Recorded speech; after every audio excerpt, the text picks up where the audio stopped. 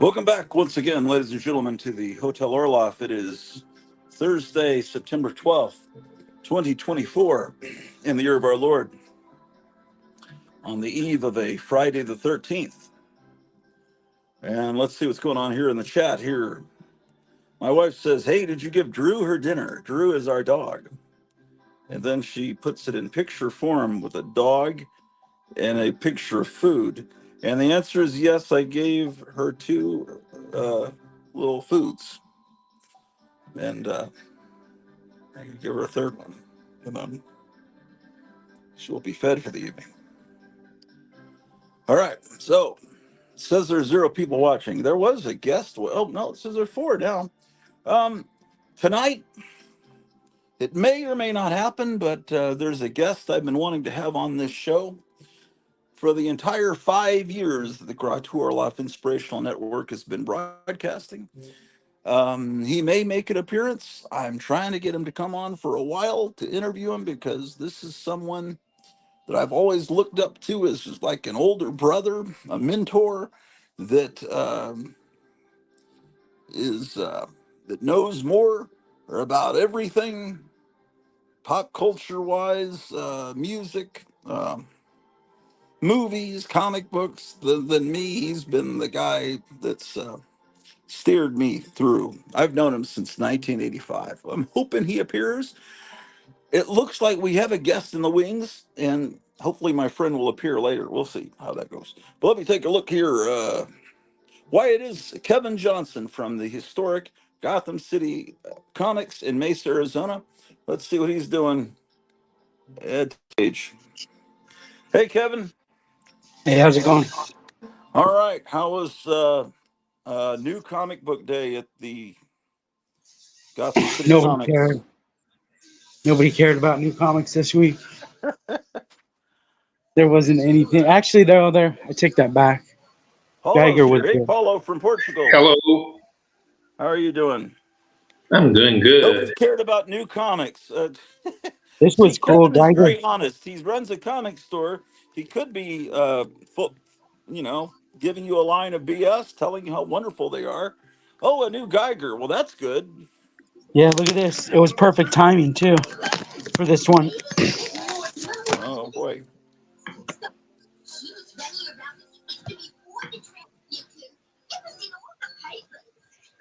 Oh,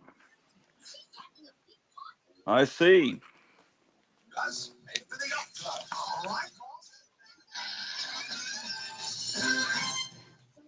Last Frontier Comics is also a comic book dealer on eBay. He says, "Hey guys, listen to you at work." Check this I was out. going to This say there's not many words in the first part of that. it's all animals. Check this monkey out. I didn't even, or it's a gorilla, Yeah. but I didn't realize.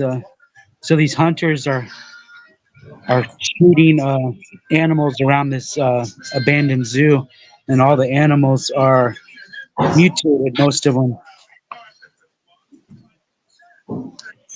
Check this Huh. monkey out. This gorilla out. He's got 4 arms. Look at that. Oh yeah.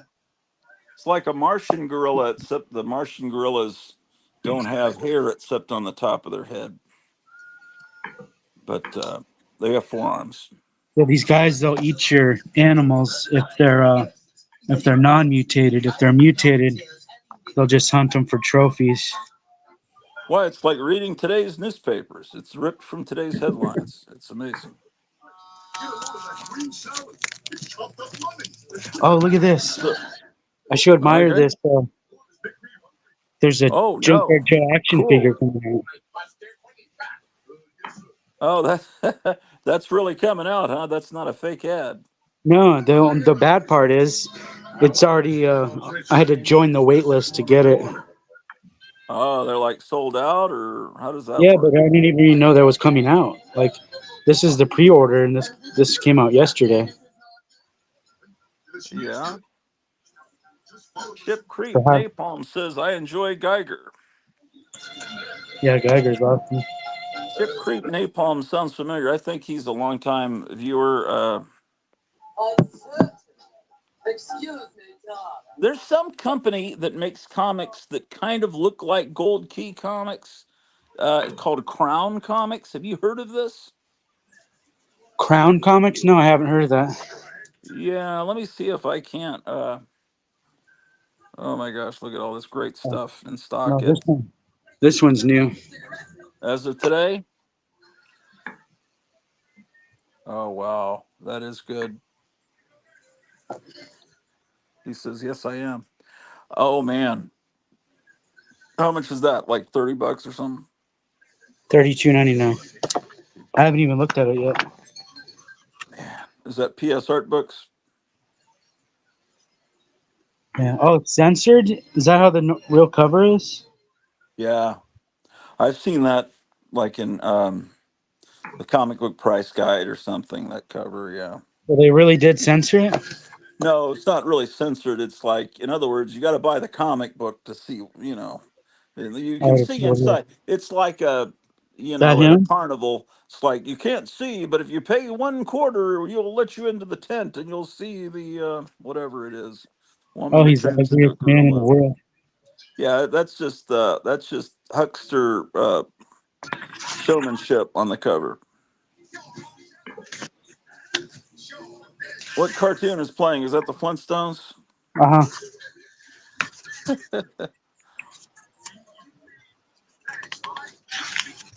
Can you say who's gonna come on the show, or is you leaving it a surprise? Well, I don't want to jinx it. It's not anyone famous or anything. It's someone that's just I've mentioned him before, but I don't want to jinx it. I just talked with him. He said maybe he'll come on in like 45 Look at that minutes. head. That head does not match that body at all. Oh yeah, Chip Creep Napalm. I forgot. Yes, he's the guy that designed my Hotel Orloff shirt. Sorry, Chip Creep. Uh, it's the Alzheimer's. Look at this. I This can't is like remember my own before name. Photoshop. Yeah. Vam Wolf Munstein. Good evening, Dr. Gratu and the Gratu Army, along with Gotham City Comics. Cool. We've got some really great people. Are we going up against Darkrai Dracula tonight? Do they do a Thursday night thing now? I don't know because one of them was Friday and then last week's was Thursday. Yeah, yeah. So we don't. I don't know. They probably have mentioned it on Facebook or something. Let me make a deep. Let me make a real quick check of things here. Yeah. See what's going on.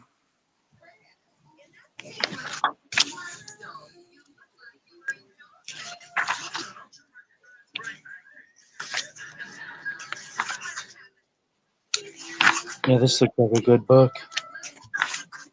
Yeah, oh yeah. This is just amazing. What's great is that all these people buying up all the pre-code horror comics, you don't have to because they're reprinting every single one of them. And so I'm glad. I mean, I'd say I'm glad I never could have afforded them ever, even in the '70s. So this is a great thing. Um, Damn. How many did you get of that particular one? I only bought this one because I didn't know how good it was on the inside. Is it can you get more? Yeah, I don't think they don't sell out until about a year. Okay. Because I'd say add that to my pile, but I'm starting to feel guilty about how big the pile is. I don't think they sell out until a year. Let me show you a picture real quick. I'm gonna fill the screen with a picture. Just Yeah, I hate let's to check do it it out. because this is too cool here. Okay. Well, oh, you can't even see it, but It's there's small, but a I can see it a little bit. yeah, it's an ad. This guy posted on. I can't even see his name, but I think these are real comics. He says he's putting out that look like Gold Key and kind of like Charlton comics, and it's just something he's doing. Oh, he Up, creates it's new material that he makes. yeah, he's got one that's like Magnus Robot Fighter, but it's about a janitor or something. If I could find it, let me go look on. Let me go investigate. Uh, King Kala. Kala was Tarzan's mother. Curse of King Kala. Well, Tarzan's ape mother.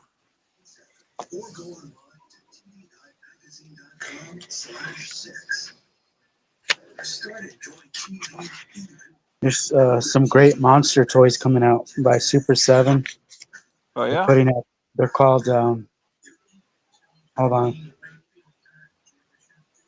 Let me think what it was called.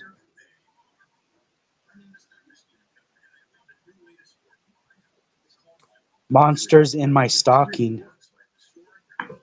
Huh. It's like a Christmas. It's Universal Monsters Christmas stuff.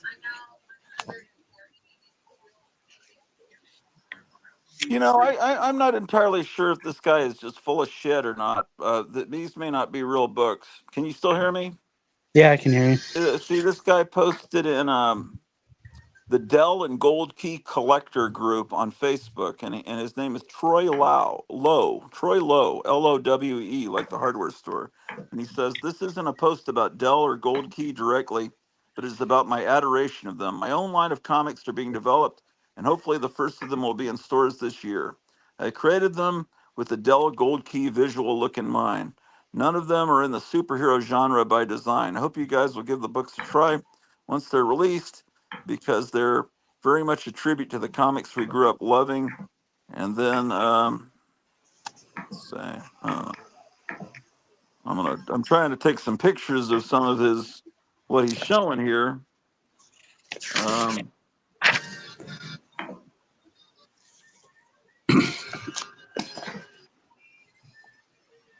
oh yeah, let me see here. Yeah, I want to Okay. take pictures of the monsters in my stockings, but it won't even. I can't show anything yet. Oh yeah. This is one to see. It's supposed to be, look like a Gold Key comic. Bud Colbert, time traveling janitor. I would have just thought it's just a joke, but let's see. This then he has an example here where somewhere this is supposed to be what the art inside looks like. Coming up here like that, and then so if it's a prank, it's a pretty elaborate one. Maybe Paulo will know. I forgot Paulo's there. He's an expert. Mm. It's this one's. The it looks like he's trying to do Charlton more than Gold Key. Well, no, this is definitely Gold Key here. The giant snapping Yeah, turtle versus the yeah, yeah. KKK. And this one is definitely, it looks like George Wilson painting. Um, Mm. then he's got one here that's this is, this here coming up. This ad looks like a Charlton ad, but yeah, I don't really know what if this is just an elaborate prank or not. Yeah, the Um, art inside is completely done on computer, yes, I realize that it's yeah, not just the it's coloring. yeah, that doesn't please me. I agree. I'm not saying I approve of the art inside, Mhm. but if you remember the Gold Key art, and it wasn't always that great. Yeah, It that was the looks like a million covers that dollar. sold stuff. This is another. This one looks like one of the Gold Key photo covers. Yeah, Now, $1 million man or something. yeah, and then let's see what else he's got. This one is kind of more like a Magnus one coming up. Um, Hmm. let's see. What else can I find? And then here's one that is made to look Charlton like. And again, doing all these titles, I'm really thinking that this guy is just doing a prank. This one looks it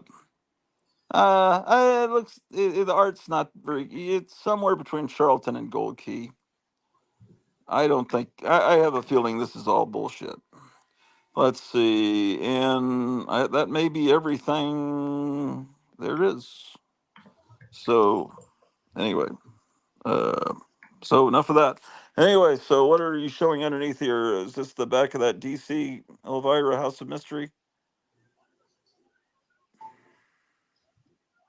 Oh, we got comments coming in. Aesop's Fable says it is probably true. A lot of independent comic creators out there. Yeah, okay. Well, um, let me. Looks like he might be with a customer. Oh, I'm right here. Oh, okay. I had a friend from high school I haven't seen in a decade and a half. He Man. brought me this. It's a photo from 2000 from our fan club, Oh yeah. and it's signed. I think that was something like that was on the back of one of those DC House of Mysteries. That same pose. Yeah, You and know, then I was doing the math just now in my head. A friend of mine from high school would have to been. I haven't seen him in 40 years because it's been. I was class of '83. Oh, let's see what you got there. Let's blow this up. he gave me this. Oh my goodness. Yeah, yeah. Is that the action figure from the '90s? I'll show you. It was in I this think it is. package, but it was falling off the card. See how just the glue Oh just. yeah, yeah. That's from the '90s. I'm pretty sure. Uh, And look at it, had a mail away. yeah, yeah, yeah. Well, yeah, 96, 98. Yeah. Yeah. Is he still in the shop? No, he gave me this. I think Saturday. He came in right Oh, towards the end of okay. the day. Is he watching the show? I don't know. Okay, because I that action figure kind of looks like Kamala Harris, but some people think Kamala Harris is beautiful. Not me, but I don't think I, it looks like her. well, I don't know. It's not as good as the stuff that comes out today. You got to Here, let admit. me let me take the hat off. It won't look like her as much. Well, it's it's yeah, yeah, but that looks a little bit more like Laura Loomer than it does Elvira. You got to admit. All right. They've improved in sculpting since 1998. I mean, come on. I mean, I don't want to insult a gift that was given to you. That's why people hate me. But I must. I got that. There were two that came out. There was that one and another one, and This, I this is gave all them stuff away he as a gave me. present to someone. What? He gave me this. Yeah, that's good. That's good. He gave me this. I didn't have this. Yeah, those are the '90s ones that I used to buy. The art in Yeah, those is good. these are Claypool. These are really Claypool. good. Yeah, that was the original. That was the Elvira comic that came out when she was still like on the air. You know, she was still There's young. over 150 issues of that. You know that? Yeah, I don't have anywhere close to all of them. Yeah, they never. Well, they're expensive, but if you buy this, look at this. I Oh, didn't look realize. at this. I thought this was dynamite, Oh no. but it's 600 pages of the 93 Claypool stuff. Oh, Look, hey, did you see the new EC comic that they're putting out? They did a cover reveal today. Do you know what I'm talking about? I haven't been on the internet today. Okay, let me go hunting for that for you. Hold on a Look, second. here's the first issue of the Claypool. Let me see the cover. Yeah, I've got the first issue. I'm pretty sure I was buying that for a long time, and They every had good cover creative had. teams. They had good creative teams. Look at this on here. Yeah, oh yeah, Paul Dini. Yes, that's what I'm saying. It was much better than than the. I shouldn't Look say at this. shit, but yeah, that looks like the first issue of Vampirella there. Look at this. These look fun. Yeah, this is just something you just ordered this omnibus, or is No, this? I've had this since it came out. I didn't know. I didn't even open it because I thought it was the dynamite stuff. No, that's actually good stuff. Well, that's good. It's like Christmas morning. But yeah, But Dynamite was. he gave me 3 issues of Claypool. Look, he gave me this one. Oh wow. Gave me this one. Yep, yep.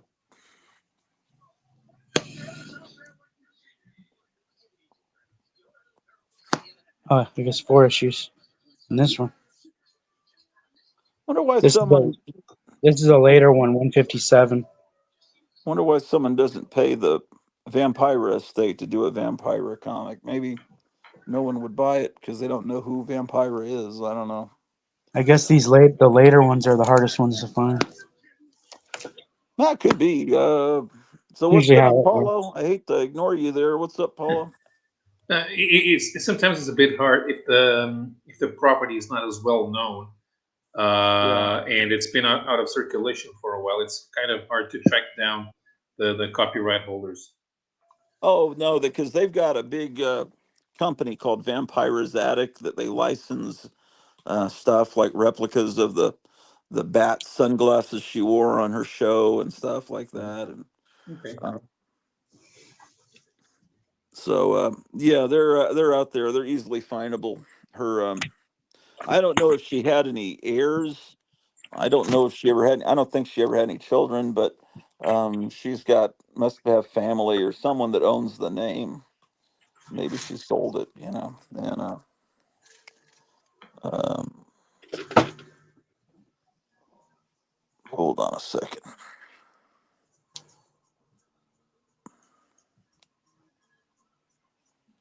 Oh, actually, I think I saved that picture. Where am I?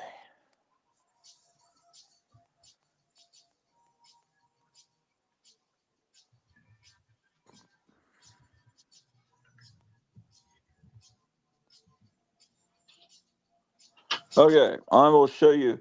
This is the new EC line that's been pretty mediocre. This cover is pretty good, and there's they is that a Bigfoot? Oh, that's actually pretty amazing. Is that? Do you have more of the than one of that? I have two. How much is that thing? They're like 10.50. Are you keeping one for yourself? I think he looks pretty good. Yeah. Yeah, I'd like that in my pile if I could. But look at this. It'll probably be terrible inside, but look at this cover here. This is. Can you see that? This is the new EC comic. They so now they have the horror one, Epitaphs from the Abyss. They've got the science fiction one, Cruel Universe.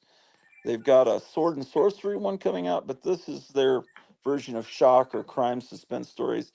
That's a cover by man, what's that guy's Adam Hughes. And you see through the banister there, this wife chopping up her husband on Christmas. I don't know if he's dressed like Santa. I can't tell. Are you using a magnifying glass? Trying to see that. You can see it on the EC Comics group that you post in and put your reviews in. Um, it's a really good cover. Some people are saying they wish that the little kid wasn't there in the front, but it's that to me is almost worthy of EC. But the insides are going to be terrible. I mean, you Is know that that. number one? Yes, the first issue of Shiver suspense stories. So they'll have 4 comics in their line. So it's So that's like obvious crime. That's crime suspense. crime or shock. There was a crime suspense stories and a shock suspense stories. That's probably more like a shock suspense stories. But see, they can't use the original names because I think they only bought the EC name, but not the titles, the individual titles. So they had to come up with their own. And so I don't know. The It's individual titles may be under control of Dark Horse, no? Are they okay? If they still have the rights to reprint the original stories, they should have the rights to use the original trademarks. Right. But okay, that makes sense. Um, Remember when I opened this mystery bag up? oh, let me get rid of this picture that's blocking our screen. Hold on. Okay, yeah, I remember that was last Thursday, wasn't it? Yeah, there was one more thing in the mystery bag that I didn't open. There was this. A magnifying, and that's what you're using to look at the phone with, huh? Oh, You it's so you can see can these tiny toys better. you can read the ingredients and stuff on them. Oh, that is weird. Yeah, you can read I, the I back. don't. I Do you think kids are actually liking this? I don't really know who this is aimed at exactly. Well, it's like third series in there. They didn't have first or second. Oh, okay. I mean, I could see how maybe this would appeal to people in their 50s that remember wacky packages, but they're too old to see these. That's probably why they included the magnifying glass. That's so weird. I thought that was cool. Yeah, that's neat. Yeah. How much did that cost you? The little package or whatever? I think it wasn't it like $5 to $7, something like that. Shit, I don't know. You can go Well, back and watch the episode. I've heard Meyer went to that town that he's moving to, and I Yeah, he think has he the said, video. "Oh, I haven't been. I just got home from work. I don't know." So Yeah, maybe I'm not telling you anything he hasn't already told you in the video, but it's I a think great he place. secured Yeah. an apartment in the same apartment complex as his son, and maybe his future. I don't want to say future daughter-in-law. I don't want to anger anyone and marry them off, but son and girlfriend, and so he's real happy. Things are going real well for him, I think. So yeah, I'll watch his video. It just literally walked in, ate dinner, and turned on the camera. That's why I was about 15 minutes late. There was a Yeah, delay. he walks down the Main Street area. It's a really nice Main Street. Oh, cool. Well, these products are almost to scale with the Bigfoot. Not exactly. They're a little too big for him, but there might be. What would they be in scale with a 12-inch GI Joe or Mm, I'd say more, yeah, more in scale with a 12-inch figure. or you could put them in a Barbie house. If you're a weird kind of goth girl and you got your Barbie dream house, you could stock it with all these horrible products that have people vomiting on the packaging. And then you could, give your Barbie a punk rock haircut and you can be a weird Wednesday Addams type girl. They should be sold as Barbie accessories. I got Oh some my gosh. eyeball, there's some eyeball ping pong balls. Yeah. Thinking maybe we could play some kind of a game where you have to like beer pong, but get it in the candy bucket.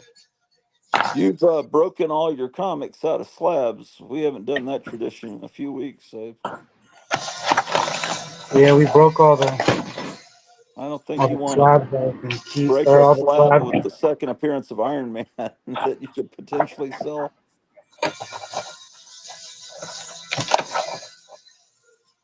For those of you that haven't watched, Kevin was breaking slabs of comics that he wanted to keep. These House of Secrets that were in great condition that nobody would buy in his store. He was smashing them, not smashing them. He was artfully opening them, and we had a tradition of that going for about 4 or 5 weeks. But unless someone would like to click on the link and come on and open up some slabs, we want to keep that tradition going. Um, you find anything new that's old in the store, No, or anything old that's new, or new that's old, or what? What's the difference? just the Okay, so Elvira. what was the big seller of this week's amazing Wednesday Just comic book day? just Geiger. So that is a big seller, or is it a big seller because you push it to customers, or people come in wanting it? Yeah, it's just mostly subscriptions Oh, but what that get comes it out that's actually sold as point of off the purchase shelf. on, yeah, off Like the off the shelf? shelf. I don't think anything really sells off the shelf. So the industry is basically dead. Yeah, but I mean, most people have subscriptions, guys. I guess, right? Like I most shop- guess. Um, Either that or they're selling, dollar books.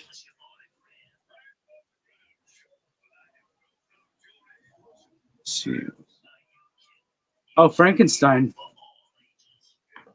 I sold out of Frankenstein's. oh, did you?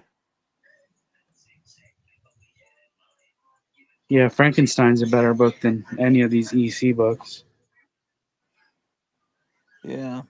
That's just a title that's so hard to, it just doesn't roll off the tongue. Epitaphs from the Abyss. Unlike Tales from the Crypt that we see there on the right. I found a short box of these Oh, yeah. Too when it bad the came back. winter isn't cold there because you could use them for kindling. Yeah. Oh, it's supposed to I don't get know. I'm down sure they're to highly valuable. What? it's supposed to get down to 70 degrees next week. For the Man, low, for the low, that's not for the high. I know that sounds pretty cold for you guys. So we've Oh, had 4 months.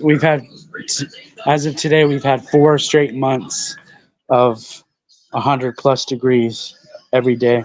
yeah. Well, here September's been hotter than August was, which is the opposite of the way it normally is. And some of the long time, people who've been here forever said the last time that happened was in the '80s, and it like was a whole lot of snow that winter. So I don't know. I Maybe we'll have. see a lot of snow. Do you like this color blue? Uh, I guess. What? Why? You don't like that color blue? I don't mind it. I mean, why do you ask? Because I'm gonna paint my building, the Oh, whole building. I'm gonna paint it blue. okay. Well, it's Superman colors, and it's a comic Well, store. I mean, isn't that super? That's Superman's. Unless I'm colorblind, that's the color of his suit.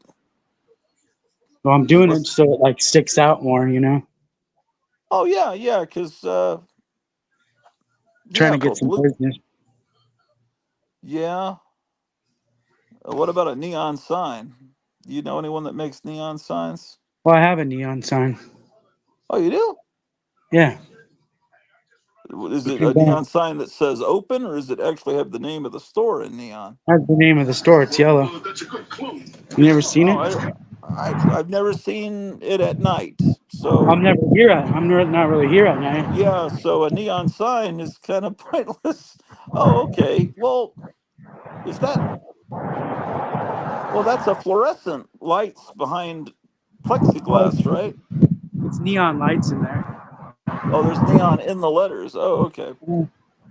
I guess I'm meaning the bare neon, like you traditionally you think of Las Vegas.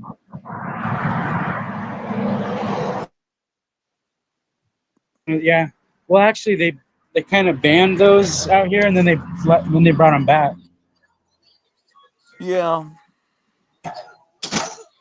They made yeah, because everybody that get was rid of them, and then yeah. they made it like a big graveyard of them where you can go Oh, visit. yeah, And that's then so terrible. but then they brought them back like a couple years ago. They said, "Well, you can have them now." Yeah, after they got rid of them all. Yeah, that's the thing I remember about how beautiful cities were, downtown cities were, and when I was a kid, and that's that wonderful mid-century look of downtown USA that they've just pretty much gotten rid of. Um,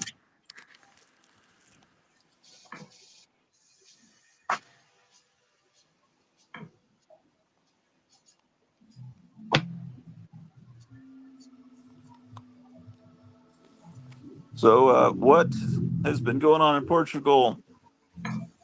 Uh, Nothing much. There was a jailbreak last Sunday.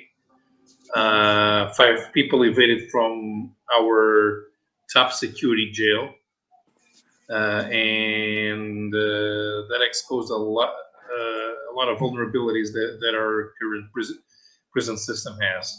They're Mainly, probably living here in Ohio now. no, those guys were dangerous. One of them was an Argentinian that had evaded, that had escaped from a jail from a prison in Bulgaria, and he was also being hunted down in his native Argentina for major crimes. And all the guys who escaped were pretty dangerous. But the thing is, they the, that prison did not have a warden. The warden retired, and he was not had not been replaced yet.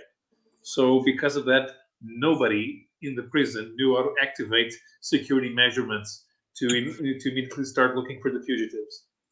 And Oh, it took him almost over 2 hours until an alert was passed on to the National Guard. okay. 2 hours is enough from where they were. 2 hours is enough to cross the border to Spain. Okay, and then have they? And they're probably in the United States now, No, living no, in a they're not. fancy apartment.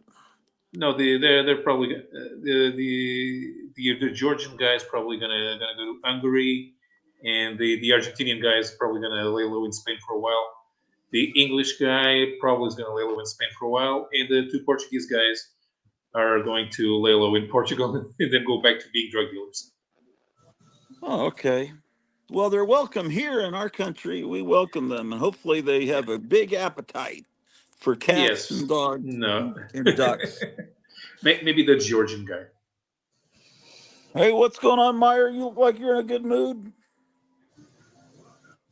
He's muted. Your sound's Your not mic's working. muted. About that, can you hear me? Yeah. Yeah. Okay, I had a headphone in. Yeah, I'm doing all right. I can only check in for a couple minutes. I'm at my kid's house up in the mountains. Yeah. Did you Things are secure going- a place? I'm in the process. It kind of looks like I did. It looks like they secured a place that's about as close to my son as you could possibly get. It's kind of crazy. I'm like next door neighbors with my kid, maybe. So you can I haven't borrow signed sugar anything. from each other. I haven't given the money yet. She's still doing the paperwork. We're looking like a day or two. Man, that'll be amazing.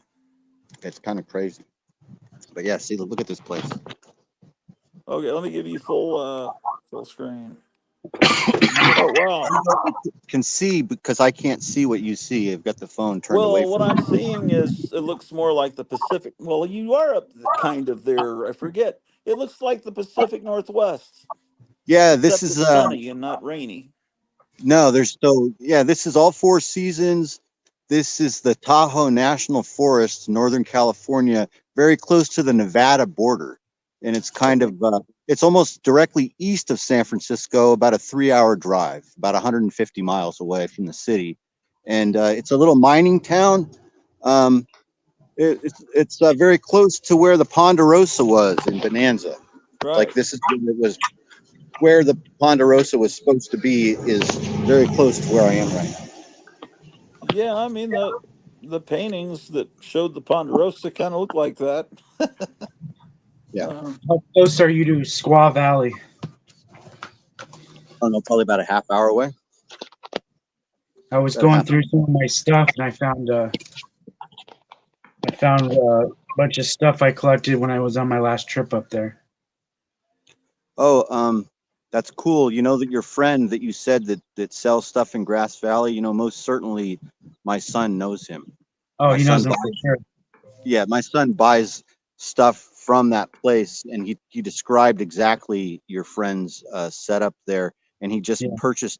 He gifted me a couple really cool those pictures that I posted on Instagram the other day of those men's adventure magazines. My son bought me a couple books from your friend here in town that are these really cool compilations that are old from like 10 years ago. I've never seen them from a printing brand I've never heard of. They're really nice. I'll show them next time I come on. It They're wasn't. It wasn't Toshin, was it? You've heard of no, Tosh? it's something like reimagine or deimagine, something Oh, like okay. that.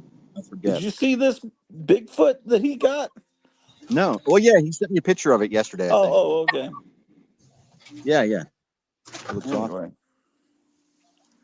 I can't get my camera right. I'm gonna flip it over. yeah. That's better. Okay. So it looks like everyone is in a good mood here on the eve of Friday the 13th. That's good. Is it almost Friday the 13th, huh? Yeah, tomorrow's Friday the 13th. I didn't think about it. Tomorrow, today, Trump was in Kevin's territory, I think. Oh man, my friend's in the chat. Hey Randy, if you click on the link that's right above in the chat, that'll bring you in. How's it going, Paula? Yeah, doing okay. Yeah, I think he was in Tucson today. Yeah, Oh. he was somewhere in Arizona, and then tomorrow he's going to be in Las Vegas, and well, I think he's going to give a press conference in Los Angeles, and then go to Las Vegas for a rally tomorrow night, real late, like at 9 o'clock my time. So that should be entertaining. Did anyone watch the debate there in Portugal between Trump and Kamala Harris, or does anyone care? A few people did, but the reports were all verbatim from CNN syndication. Okay, so they probably told you Kamala Harris won. Yeah. I had a boss like that before I retired, exactly like that, with a smug. It's like, oh, it's horrible. Oh, I John thought about Gorris is staying here. up. I thought I about heard staying up for the debate, but I went to bed, and on the following day, I watched the debate as analyzed by Patrick Bet David. So it was complete, and they spent the entire debate complaining about interference from the ABC moderators. John Gorris, I heard that the Bigfoot photos from the 70s that the figure's based on was a stage thing. I've heard that, but you know, they like to lie to us, don't they? Let's see. They probably were Silver staged. Surfer shirt on. And then, oh yeah, it's cool. My wife says hi, everyone. Check this out. So I didn't pack for this place. Obviously, I lost you guys. So I didn't pack for this place very well yet. So I forgot about what the weather was going to be like. So I got up here and it's like 90 degrees sometimes. So I had to borrow a pair of shorts for my son. Look at the shorts that I'm wearing. Is that Charles Manson? Jeez. It's like some sort of Illuminati Charles Manson on my shorts. Yeah. Yeah. Okay. Is this Mishka? It's some Russian skateboard brand called Mishka, I guess. I don't know what it is. My goodness. I have to wear like the shorts of like. That's probably Rasputin. Yeah. Look at this place. It's fucking my crazy. friend that's trying to come on knows a whole lot about true crime. So Paulo, is Chrome the best way to get on whatever we're on? SoulSeek? Oh, I never use Chrome. Never. That thing is full of trackers for Google. Well, what should he be downloading to get onto the show? Ideally, maybe try Brave. Try what? A Brave browser. A Brave browser? Yeah. I don't know what that means, but maybe he knows. It's a browser called Brave. Oh, okay. Well, let's just hope he gets his computer fixed. Come on, man.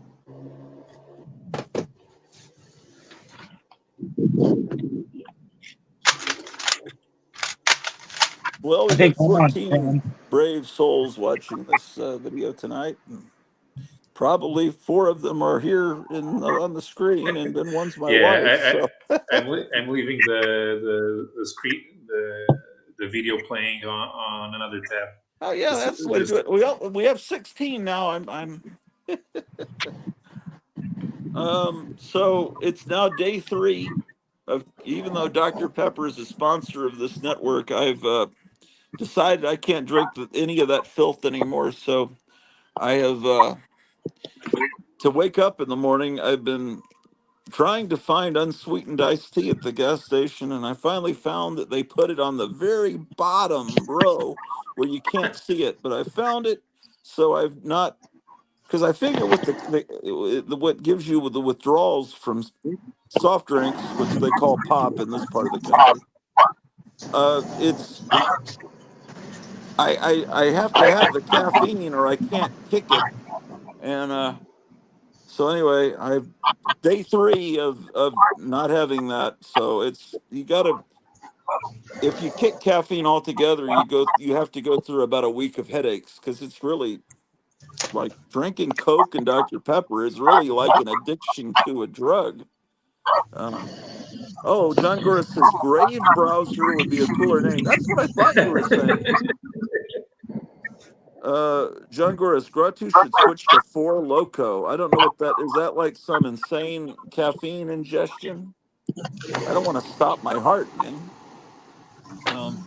About 10 years ago, I stopped putting sugar in my coffee, and the first week was like, man, the coffee without sugar tastes really bitter. Then all of a sudden I stopped noticing, and about a month later, I forgot it. Put sugar in my coffee. Then okay, this doesn't taste like coffee. It just tastes like sugar. Never again. Well, the tea is. I've never really been a tea drinker, but it's very satisfying. It's just it's fine. I'm able to do it. And I gotta lose weight because I'm immensely fat, and so gotta gotta break free from that, man. You walk around a lot less since you moved there, right? Have I what? Walk You around a walk. lot less? Is that what you said? Yeah. Uh, well, no, I think I walk more because, Mm. well, I think I walk a lot just during my job, but outside of my job, I'm asleep. So yeah, I think I might walk more now. Okay. I think I'm healthier than when I left Texas at this point, but I'm still way too fat. I'm like in the 220 range, This is but I such an was up in the interesting. 240 range at one point. Oh, let's cross right here right now. And I figure 220 is big because in Christopher Reeve's Superman movie, when Lois Lane's interviewing Superman, she asks him how much he weighs, and he says 220 something, and she's like all shocked or something. So I figure that's, but he's all muscle and I'm all fat. Yeah. Well, I weigh 220, and I'm all, and I am fat. Although, You're even not, if I you're wasn't completely fat, thin. What are you talking no, no, about? no, no, no. I am fat. I have a large belly. You I just think can't see it from. You YouTube just can't is see it just from here. notice the camera angles. Yeah. No one ever shows Uh, their gut. no, the thing is, even if I wasn't fat, I really am big boned. I have quite large bone density, which I inherited from my father. And so, even if I was fit, I would have a large weight. But even so, I suppose I could go down. I should go down to 180, but I don't do anything for it. And it's not even the work. I mean, I eat a lot of fish. I eat a lot of salads, Yeah. but I also drink a lot of wine, and I don't like walking. So Yeah. Yeah. Well, There's a bunch of old cars up here, Paulo. yeah, oh, let me give you full screen here. Why am I not giving you full screen? You want to try and go look at these old cars real quick? I'll try and show them to you. yeah, There's a sure. bunch of them. Yeah. It's like living in Cuba, huh? So this is like a cool old gas station. It's been converted into an antique store. I haven't gone in there and checked it out yet. Oh There's a shit. lot of old that are unrestored. Okay. Can you see it okay? Yeah, well, it's a It's little blocky, but yeah, we can make it out. what is the Chevy truck 3100. man? That's old. I don't know what this is. Let's look. It says Henry J on the back. Can you see this weird little Sounds sedan? unfamiliar to me. Should be a Ford. Let's look on the front. Oh wow. I don't see anything. Let's look on this side. It looks beautiful. It's cool looking. Patina. It's a deluxe. What is that? See, I can't make out what comes before deluxe. Oh, it's a Kaiser. It's not a Oh, let Ford. me look It's a on the Kaiser. inside. Is that a K for Kaiser? Yeah. See the steering wheel? Is that a European car? All right. Let's No, it's the brand that it's one of the brands that became AMC. Kaiser used to were the ones who really? created the Jeep. Yeah. Oh, it was an American car from the 40s or 30s. Yeah. What is that? The Henry J So was here's a big built panel. from. Yeah, it's a compact from 1950 to 1954. Look at this panel, man. It's all Nothing. It's gutted completely. So they must be there as props for the antique store, huh? Yeah, they are. There's just like kind of these dead cars that are in the parking lot of this cool looking antique store. We'll go look at the antique store next. If it looks okay, can you guys see everything okay? Yeah, is the antique Or good store enough? open? I don't know. I'm gonna go. It doesn't look open to me, but we're gonna walk over there in a second. It's just right there. Oh yeah, okay. There's a bus that's like a Partridge Family bus that's painted in the same motif as the antique store. Do you see it? Yeah, yeah. Well, I bet they got cool stuff in this antique mall store. Yeah, we're gonna go look. This looks like the only vehicle that's running, Oh which yeah. is this old like utility truck flatbed, right? Called a Yeah. Yeah, Champion they Diamond probably T. move it. They probably move furniture in that. Champion Diamond Team. Check what that is. Can you see it? Okay, it's green. Yeah, yeah. Do you ever see many old cars around in Portugal? Look at those houses Yeah. behind it too. There just happens to be two What, Victorians. this weekend there was a big classic car meeting about 150 miles from me, Huh. and they had Ayrton Senna's Formula Ford car, in which he was Formula Ford, British Formula Ford champion before he went to Formula One. And they invited a Portuguese driver who has already won the Daytona 24 Hours 3 times to test drive it. Okay, the Diamond T. Randy, if you're watching, you could get on perfectly well just with your phone. You don't need to necessarily download something on your laptop. You could prop your phone up. I'm doing the show through my iPhone. I don't know what kind of phone he has, but This car's badass right here. Look at this thing. oh yeah,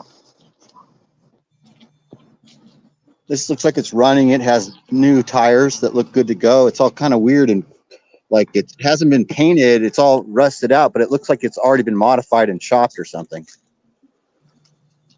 Then here's like a Chevy Bel Air. Mm-hmm. And then here is a Thunderbird. Oh man, that Thunderbird needs a new owner. It's tore up. The Thunderbird is just completely destroyed. Let's see if we can look in here. It totally looks closed. The lights are off, but it looks badass. It's a lot of car related stuff. I mean, it's not a regular like it's not like your regular antique store. It looks like it's classic car related. oh that's neat.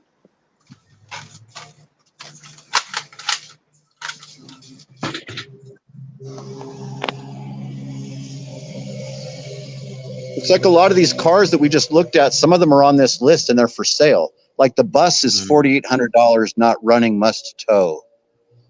That Buick, the Buick is $6,800, no engine or transmission. That was the one I just told you that looked like it was chopped. The T-Bird is $6,800, no engine or transmission. Nice project, ready to complete. That's funny. Yeah. It Well, would take a long time. It's all there, I body, guess. The bones are there. yeah, if the body's okay and you can and it's not fully rusted, I suppose you can shoehorn a crate engine in there and it'll be ready to go. Okay. You mean like a modern engine? Just Yeah, although you do have things that kind of look like a Cobra engine or a Cleveland engine. But the engine for the Thunderbird, a real one, it's going to be hard to find. I think that thing still had a flathead V8, I think. weren't you saying last week that there's people turning classic cars into electric cars? Yeah, it's called Resto Mods. Resto Modding. Are these cars candidates for that? Well, you could do that, yeah. Yeah, but then it was then the car would be. Yeah, I don't know. I'm not suggesting that that's a good idea. I'm just thinking, well, just to get the car back on the road. But, Well, this is it, you guys. You can take me off, got you. This is basically my hold on. new Yeah, home base. okay. I got It's someone coming turning in. out to be. Oh, it's Randy. Let's see. This is basically my Hold new on. Yeah, home base. okay. I got It's someone coming turning in. out to Hey, be. Randy, I think you're getting feedback from your microphone. This is basically my new home base. I got someone coming Turning out in. to be. Hey, Randy, I think you're getting feedback from your microphone. It might be that you've got YouTube open on another. Hey, Randy, I think you're getting feedback from your microphone. Close the other window that has YouTube open. Let's see. Oh, it might have worked. Okay, I don't hear the echo anymore. That always happens the first time someone tries. Randy, can you hear me?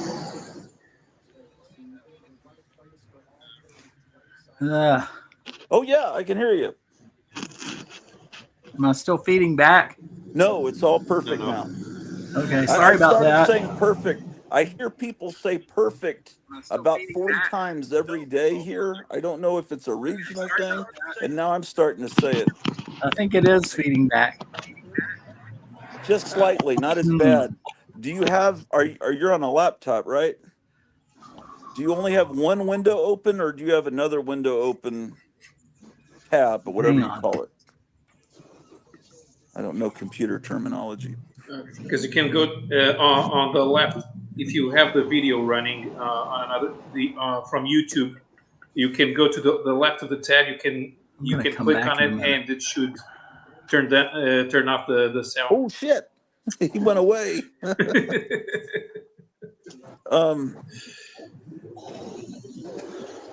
Oh well, it's always that way the first time that someone comes on. One time I Yeah, had Milton Knight, the cartoonist, on oh back in yeah, I remember Texas, and that. it was fine. And then he came on a second time, and the sound was so bad. And then he just kept making it worse. It was, Yeah, I remember that but one. It took you over an hour to get him on. and, yeah, and he was in such a bad mood.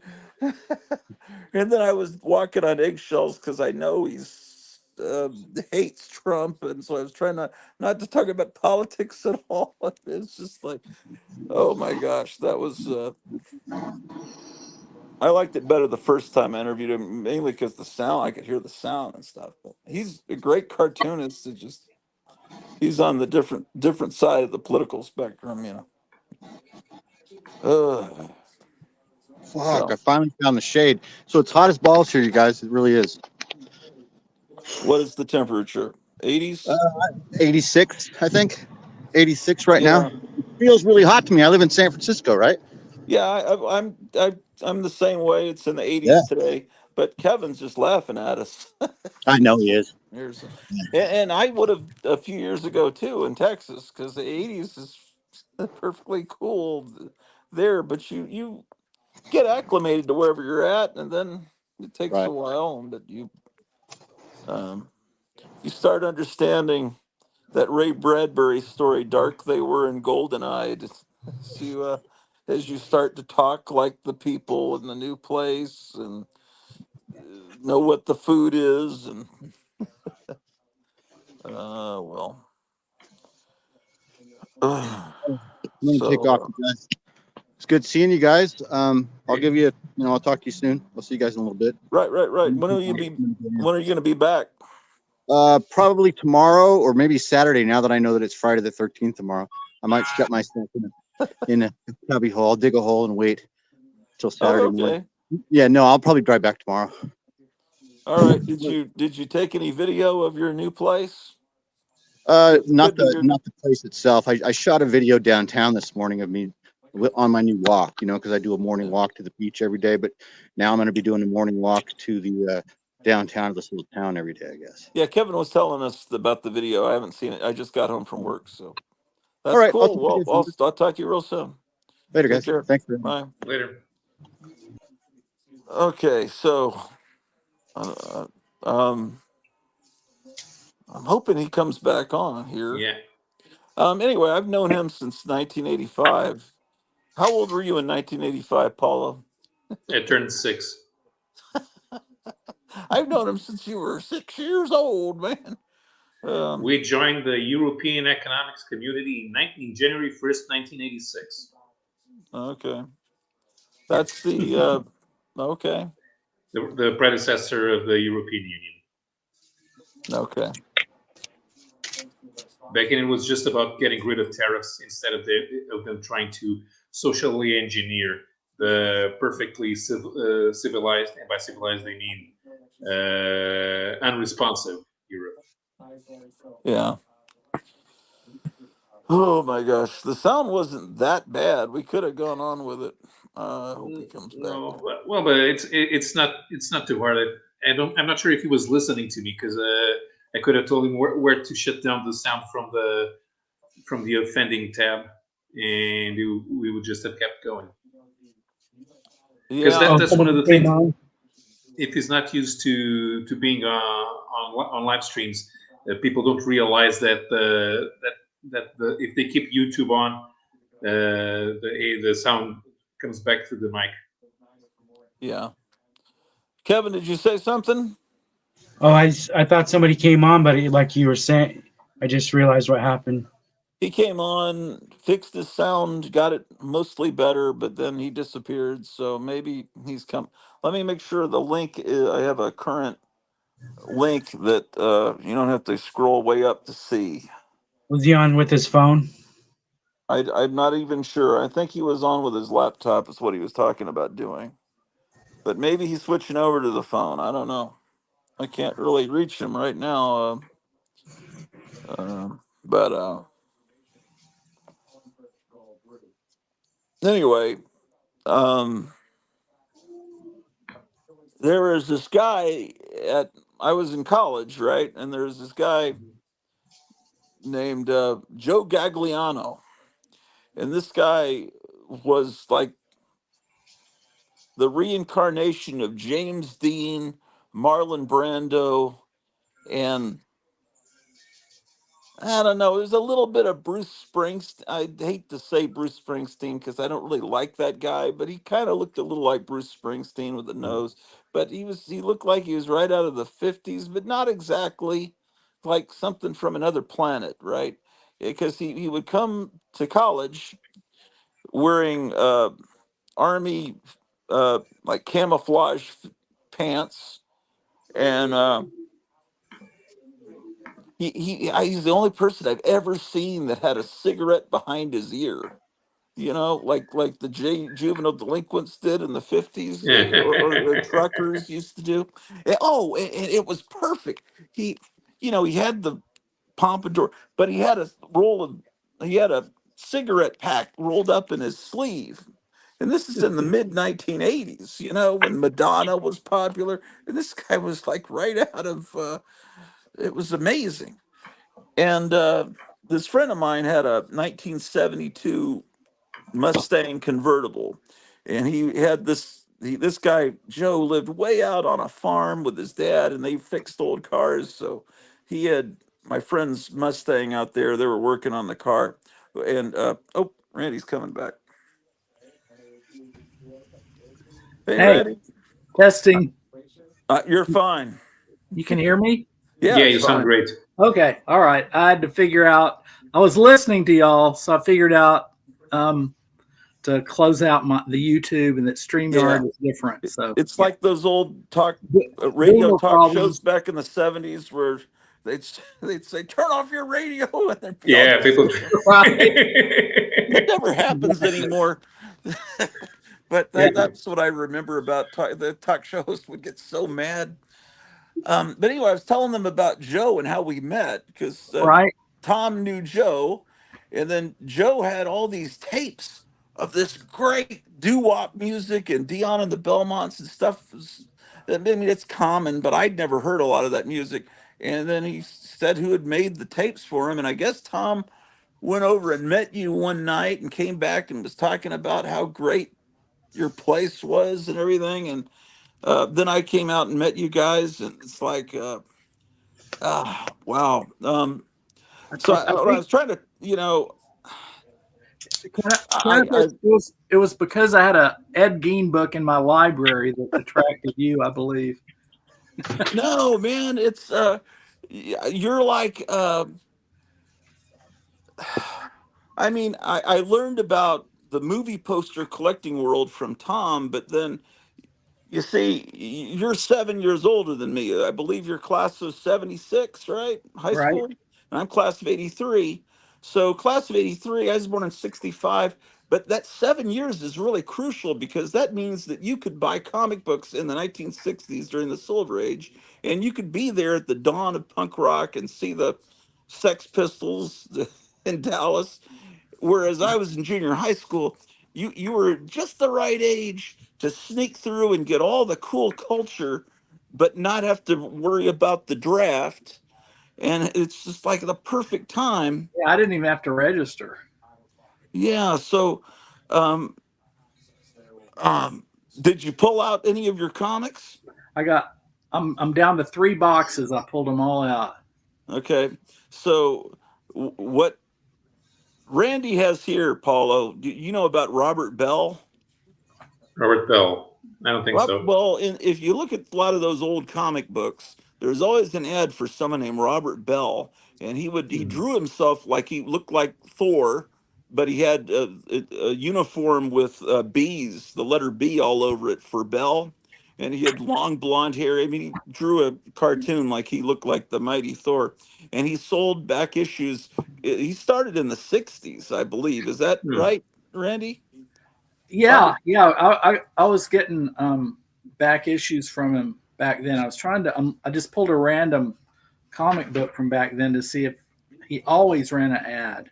And he's the guy that invented comic book bags. So that's probably why you know him, Paulo, but you're just not thinking of the name. And he printed his name on the back flap of the bags. So those Hmm. bags are now historic. So I saved a Ah. few and comics I got from Randy and Captain Strangelife's, who's older's got it, those, and people save those comic bags inside of comic bags because they're historical, for comic collecting. And I'm sure some of your comics there have still got Robert Bell bags, huh? I wonder. Because Randy gave me his Avengers collection, and they were all Robert Bell bags Yeah, almost. yeah. I Here's saved a one. few, but I read back. Oh yeah, see that? That's the original comic book bags. It says Oh. Robert Bell somewhere on here. Yeah, and he Yeah, has to explain what it is. Comic book Ah. protective cover. and it will That's what we flip should over call. like that. Oh shit, Conan won. So, I that's the only one I saved when I was the first time I got rid of my comics. I No, had the like first time you got rid of them, was it to buy records or what? What was the? it was to buy a drum set. Okay, so you also had a band. Do you want to Right. tell? I don't know how much you want to get into. No, I'll just show this stuff. I don't think any of that other stuff is very relevant, but But except that it's I sold my fun. I comic mean, books to get a I, drum set. but you may not want to talk about that controversy with the band and all that, or no. I don't think it's that interesting. Could I tell the story sometime when you're not on, or you rather that be Yeah, if confidential? if it's ever relevant to anything, sure. Oh, it's I mean, always relevant. the good thing about it is we did a song about Ed Gein that's really good. So Right. Yeah, yeah, and it was in the kind of in the style of the Cramps, right? yeah, And so when I met Randy, I had known of the Cramps and loved them, but he had been a fan of the Cramps for years and knew the guy that ran the Cramps fan club in Scotland. So Randy had so much knowledge and knew about so many bands that I didn't know. So I was always borrowing VHS and audio cassettes and stuff and making copies of all this rare stuff that he'd amassed. Um, yeah. So in a way, my I was kind of raised as an only child because my older brothers were gone. By the time I was in fifth grade, they were both off at college. In a way, it's like Randy is like an older brother that taught me so much about everything. So it's and then you so I don't far know. surpassed me in everything, but John Goris says Ed Gein did nothing wrong. That's a good one. You should make some bumper stickers of that. John Gores is an amazing animator. I don't know if you've seen his art or his movies, but I'll send you a link later, Randy. Okay, But anyway, so what were you going to show there? well, I was just checking to see which Spider-Mans I still have. The earliest one I have is number 15. And Is then that the first Craven the Hunter? yes. Okay. And then I don't have number 16, but then I have number 17 and then consecutive on up to like 150. And So, you were buying these in the late 60s or early 70s? When were you no, getting them? the first one I ever got was, I think, Spider-Man number 69 with Kingpin. Is that the first one you bought new? Yeah, that's the first one I bought. Off the stand. Okay. Yeah. I mean, before that, I bought like Legion of Superheroes, whatever that was in, action. Adventure. No, Adventure, yeah. Yeah. That was the first thing I ever got. And then when I really got obsessed with it, it was with that Spider-Man with the Kingpin. And then I started going backwards. And there were a couple of used bookstores where I grew up in Waco, Texas, that I would just go get like beat up back issues that had the stamp in it, from the bookstore,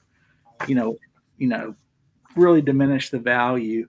And then ordering a bunch from Robert Bell. That most non rare issues at the time, like in 68, 69, he sold them for 60 cents, which was not cheap back then, for a kid to beg money off his parents.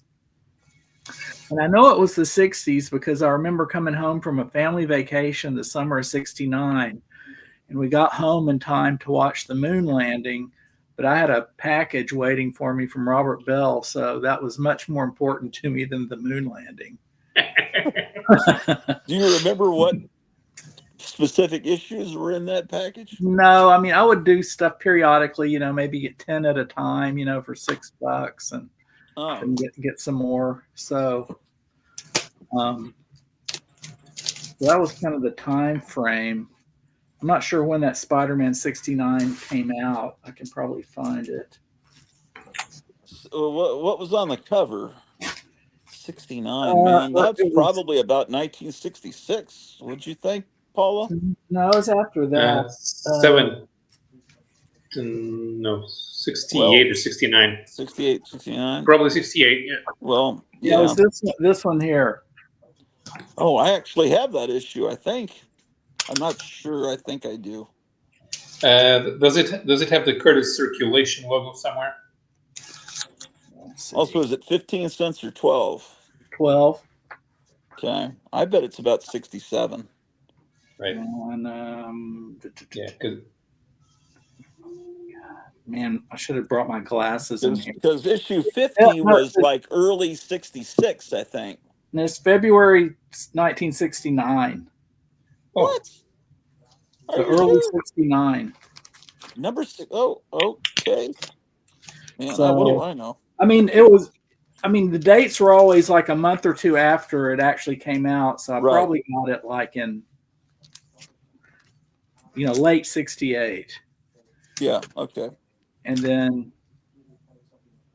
I got totally obsessed with it and, got as many back issues as I could at the used bookstores in town, and then was like ordering stuff from Robert Bell, to fill in.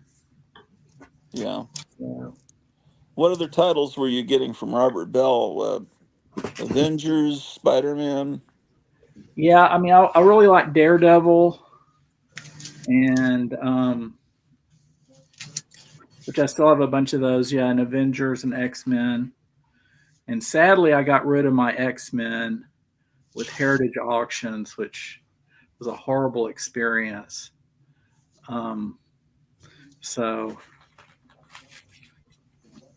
you had those up through the new X-Men in the mid-70s? Yeah. I had the complete run through whatever it was, number 66 or something. And then the first few when it started back up. Yeah. Whatever numbers those were. Um, yeah, I just got rid of all those and a bunch of other ones with Heritage. And so what I'm left with after the batch I sold to get my drum set, and then the batch I sold to Heritage, I have like 2.5 long boxes left. Uh-huh.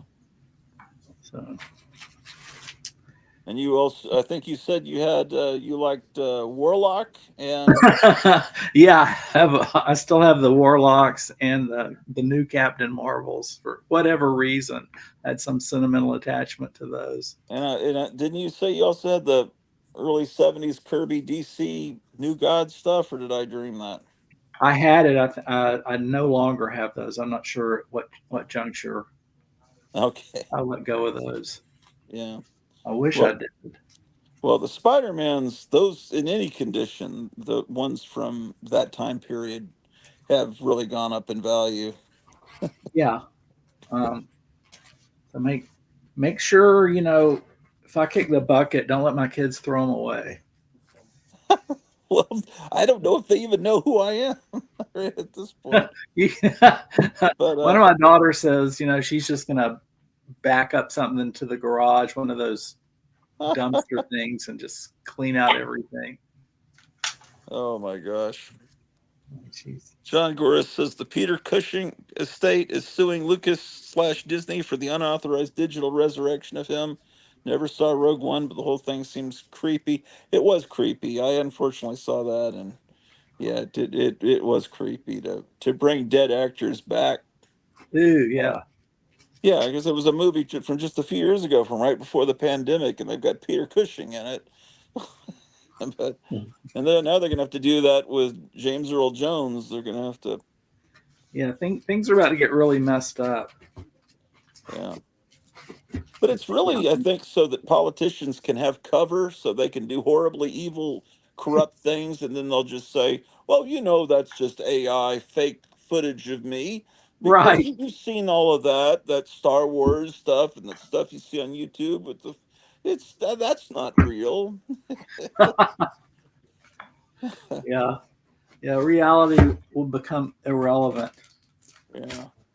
Well, you're also a big record collector and a big book collector. I mean, you collect a lot of things. You're a true crime expert authority. I'm trying to think. Oh, and you're really into you were always into Edgar Rice Burroughs, right? No, Or am I I'm mistaken? not big time. It's funny when I grew up. My parents' best friends, the this old guy. He's older than my parents, but Yeah. he was like really into the weird tales and Edgar Rice Burroughs stuff.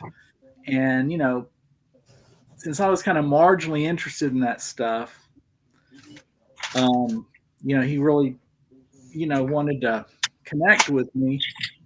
And I kind of humored him. But when he passed away, his wife asked me to help like get rid of all his Edgar Rice Burroughs books.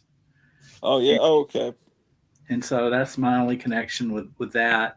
I kept I kept the Warlord of Mars, the John Carter books, but everything else this was pre-internet, and there used to be some like magazine for ERB fans, Right. and I put a little classified ad in the back of that, and kind of sold them one off through that, and a bunch to like one guy. And I don't know, I probably let go of some really good stuff, Yeah. but it wasn't really my. I mean, I kind of had to was working on someone else's behalf. So, yeah, and I got a couple of his Conan books too. Oh. They're up there somewhere. But yeah, I mean, yeah, you're talking about stuff I collect, and it's like I'm not real deep on any one thing, so I'm just kind of a shallow collector of a bunch of different stuff. Well, that's how I feel I am. But And you're you've got insane. no, really, because if I had just collected one thing, I could have had a lot of those early Spider-Mans. I could have, but I focused on records and movie posters and monster Right. toys um and yeah, you just I've got a lot of different things, but I don't have anything in super depth. I don't have many, as they say, complete runs of any comic. Every issue. Right. Like Yeah. Well, you got a super broad whatever you got a what? collection of stuff. I mean, you got a million different like partial collections. Yeah, right.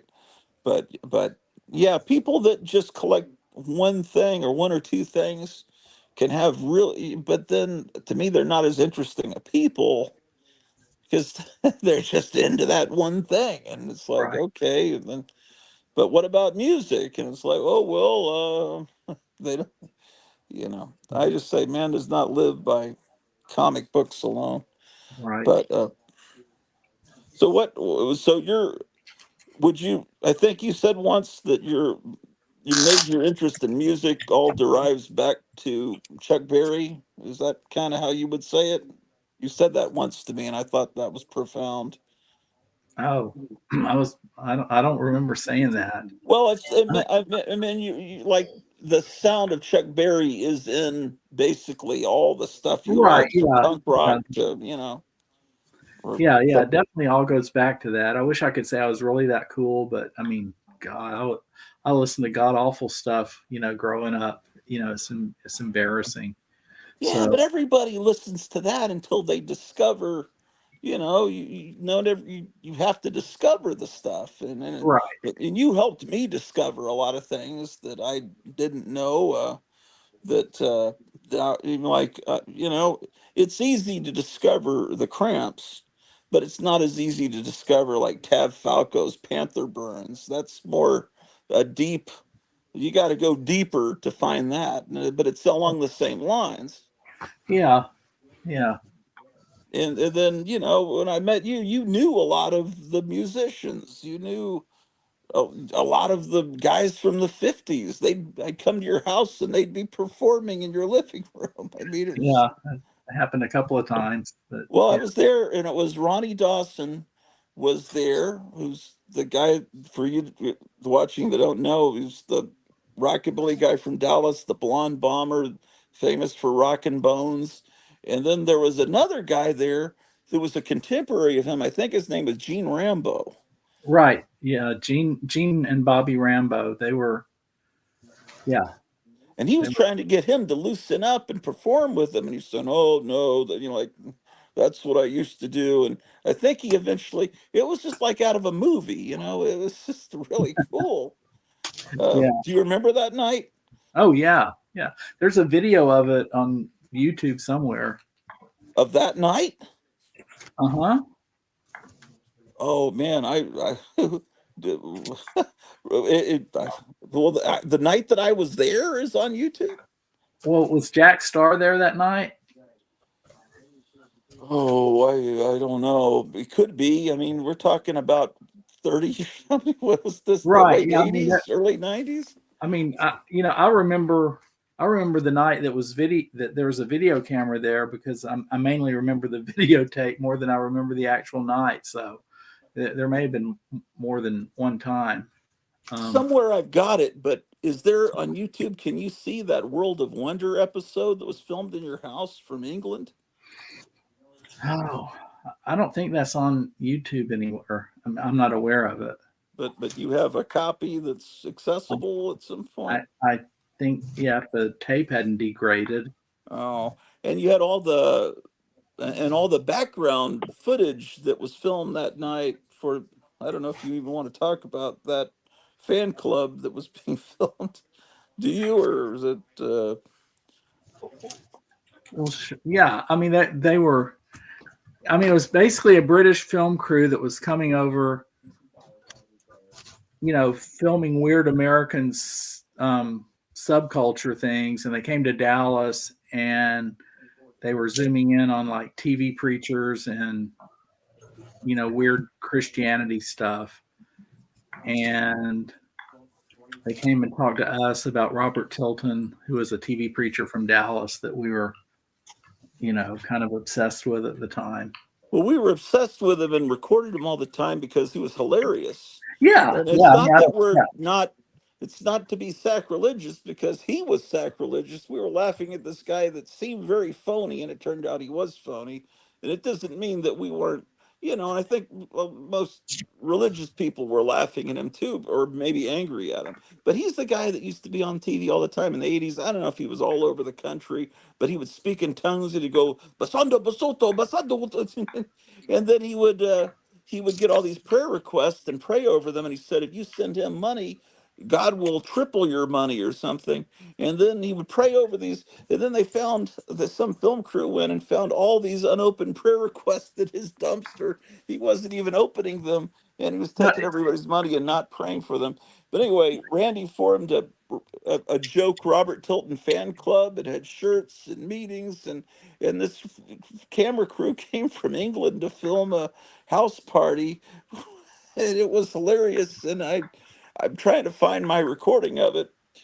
And one of the guys there at the party that was just going insane is now a major leader in artificial intelligence and has invented a robot that's probably going to take over the earth.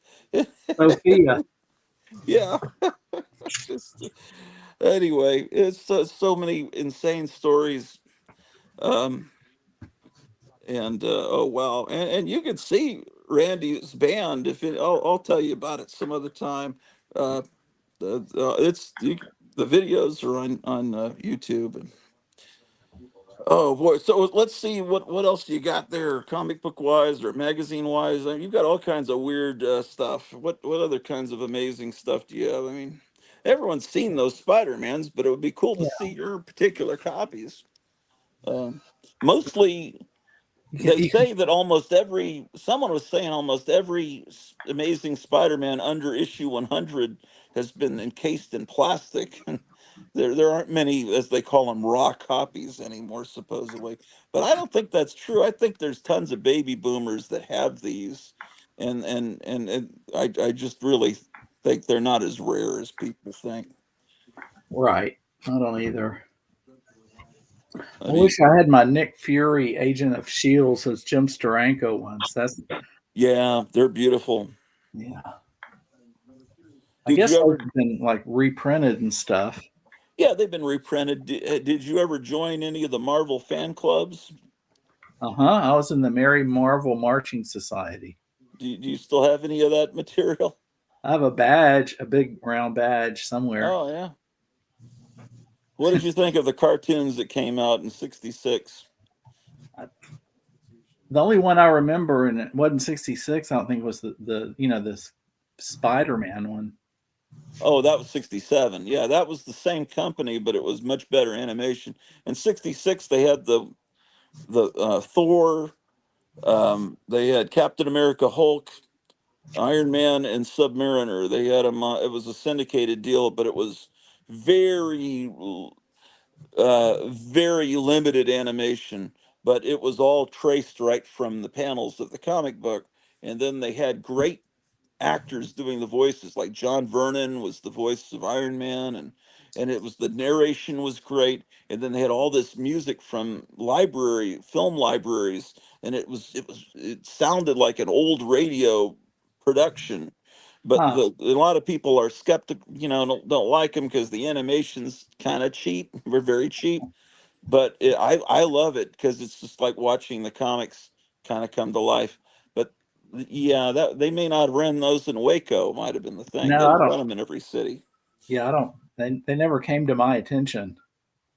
Yeah, yeah, I could. Yeah, the Spider-Man cartoon was the same company out of Canada, but it was done a year later and with better animation because that was on ABC Saturday morning as opposed to being Yeah. syndicated. Yeah. Yeah, we had Captain America in Portugal in the 80s, and also in the early 90s. I managed to watch some episodes of Thor on satellite. I caught it on German TV. Yeah. Yeah, this is Paulo. He's in Portugal. He comes on a lot. Yeah, Kind of a I can't regular. see everybody for some reason. It's because I don't know how to do this. I'm trying to figure out this There. layout. There we go. Hey That's man, So you can. there's two of them. No, I thought No, that was you. you. That was me. Oh, but you can It's the select same Randy. color shirt. Yeah, but how do I get Randy into the big part and then? I don't. Just, I'm good down just here in the corner. no, but No. you can't just drag him. Oh, just drag him. I think you can't do that now. Yeah. Oh, I'm gonna go back. Shit. No, this is good because man, I never knew how to do this. Thank you, Paulo. I don't know shit about this technology, but no, I want to give you full because I want you to show stuff here. That's the main thing. Okay. Um, Well, I mean, the stuff I have, everyone's seen. I'm sure. No, Like I no, have all the man. I Silver want to. Surfers. I I did. want to see it. Everyone wants to see it. You have no, you just have no idea how since the pandemic how much these Spider-Man books are worth, man. That what you just showed. I don't know if someone in the chat could look it up on like mycomicshop.com, but the first Craven the Hunter, that's probably that didn't look like that was in as bad a condition as you were describing. That could be a $4,000 or more book. Just No that one way. alone. Am I wrong, Paulo, or I don't have any idea. Yeah, yeah. I'm not really sure about where the prices are going. I know that a copy of Amazing Spider-Man #1 slabbed outsold the highest price for an Action Comics #1. Oh Wow. boy. Yeah, but you got to get them slabbed, which means sending them to Florida and getting them. Yeah. Yeah, that's yeah. To me, that's almost sacrilege. I don't think comics should They, be slabbed. they need to be in Robert Bell bags. There's people out there. I don't know if the people watching, but there are people that may watch this in the future. They're just having heart failure and Robert Bell backs that are turning because those things are turning yellow. I mean, but you probably honestly you probably should. Do they even have backing? They have backing boards though. I At put least. backing boards in them at your urging, a while Oh, back. yeah, yeah. Well, you probably should change the bags, but I don't think you should save some of them because they do have historical value. You don't throw away all the Robert Bell bags No, because I want to. I don't know if they have any value, but just historically they're interesting. Yeah, I'll see what kind of shape that Spider-Man #15 is. See if it has a stamp in it or whatever. Well, the stamp's not going to take the value down that much. Is it not?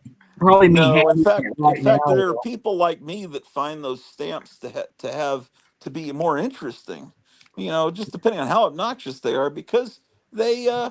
See, Last Frontier is a dealer. He says mid grade that's 600 to 750. I thought it would I be don't even more than know if that. mine's Oh, mid because it oh, has oh, that stuff, oh, yeah. Okay, and it's and the still, back is kind of crummy. You see where it's kind of yeah, bent.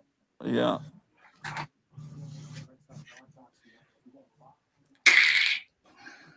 Am I the only person that sometimes did you ever look at that back page ad and think that's supposed to be Jack Kirby?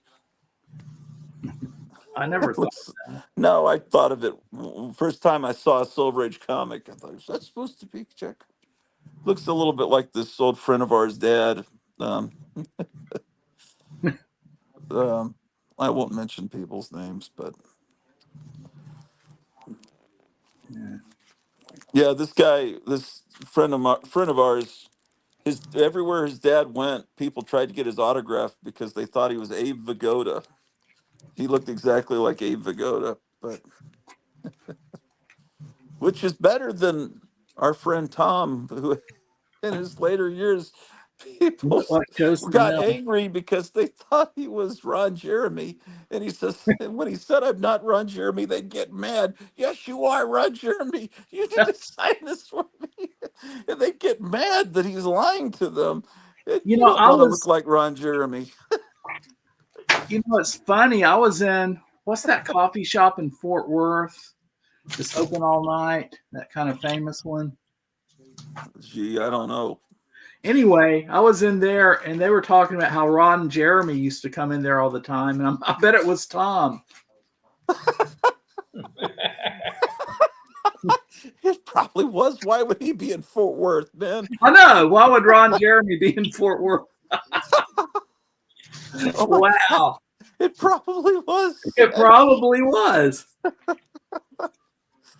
We're laughing. Well, he's passed away, but it's not nice for us to laugh. But he did look a little bit like him because he grew the mustache. Because he kind of became a biker in his later years, and he put on some weight.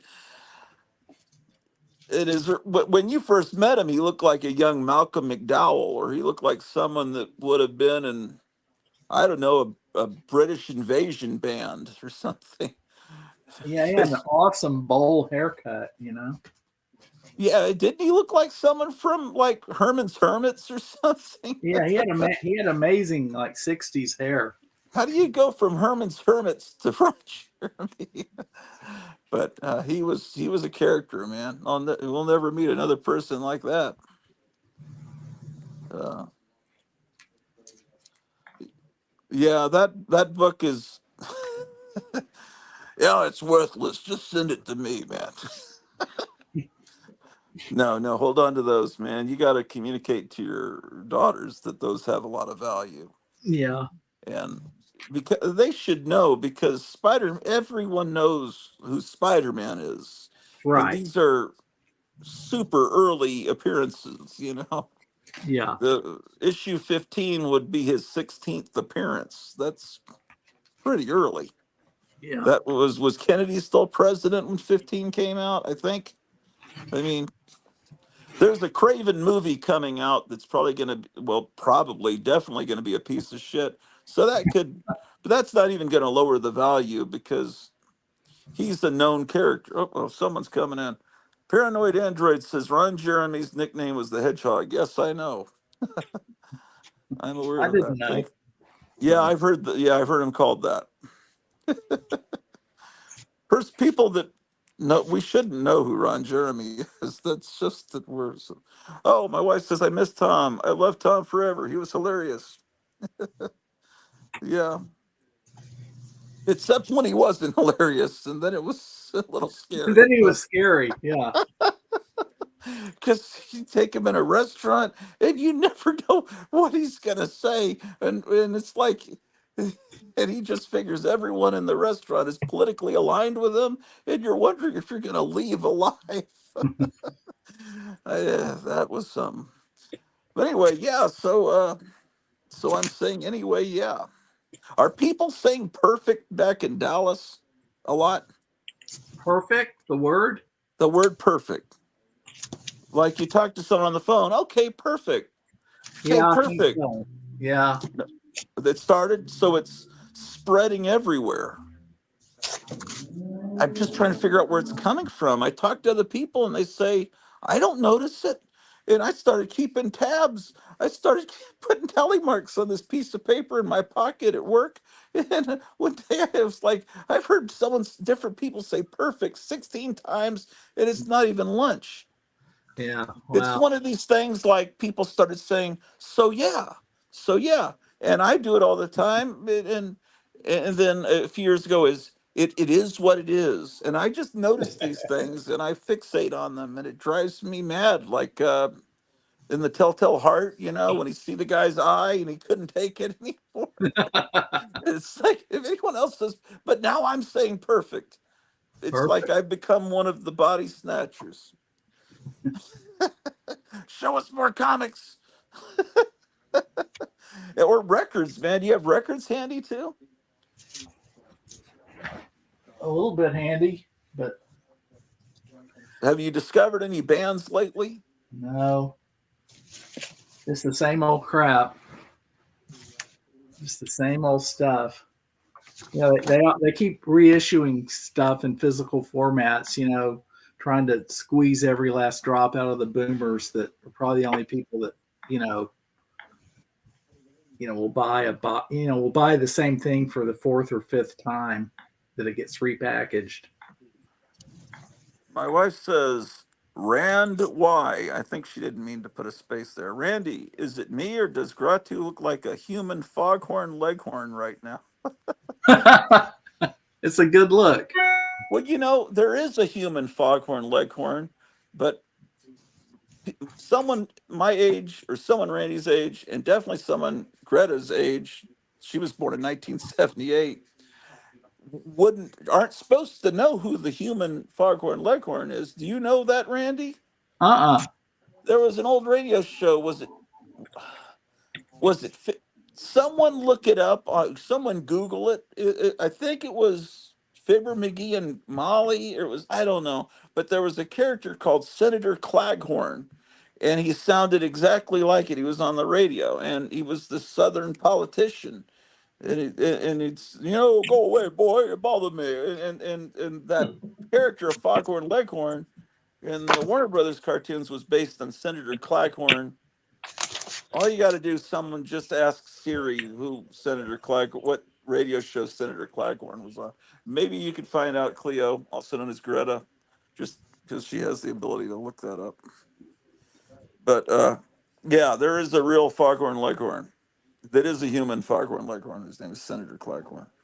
Okay. And there's a movie. There's at least one movie made based on that radio show where you can see the human Foghorn Leghorn.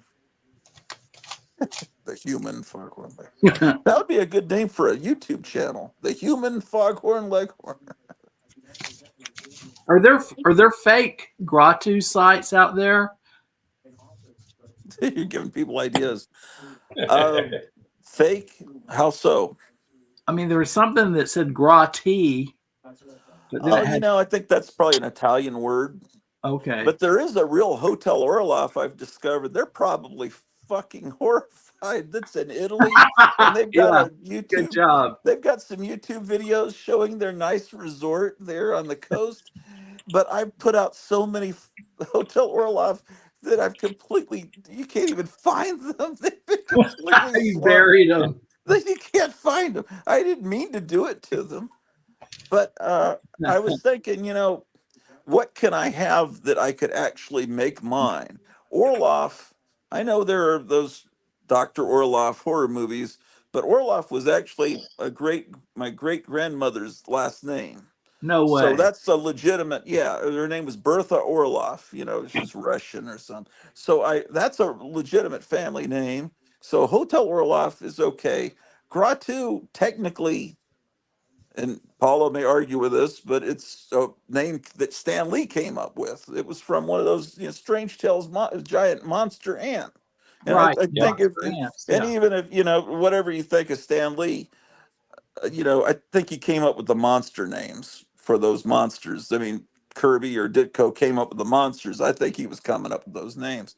And so technically that's owned by the most evil organization. The name Gratu is owned by Disney, Disney. Wow. ABC, the most evil people, the ones that rigged the debate the other night.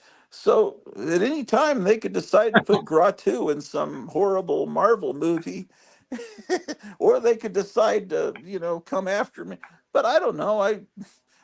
Facebook for a while said you have to use your real name, but I guess someone could be named Gratu. They never questioned me.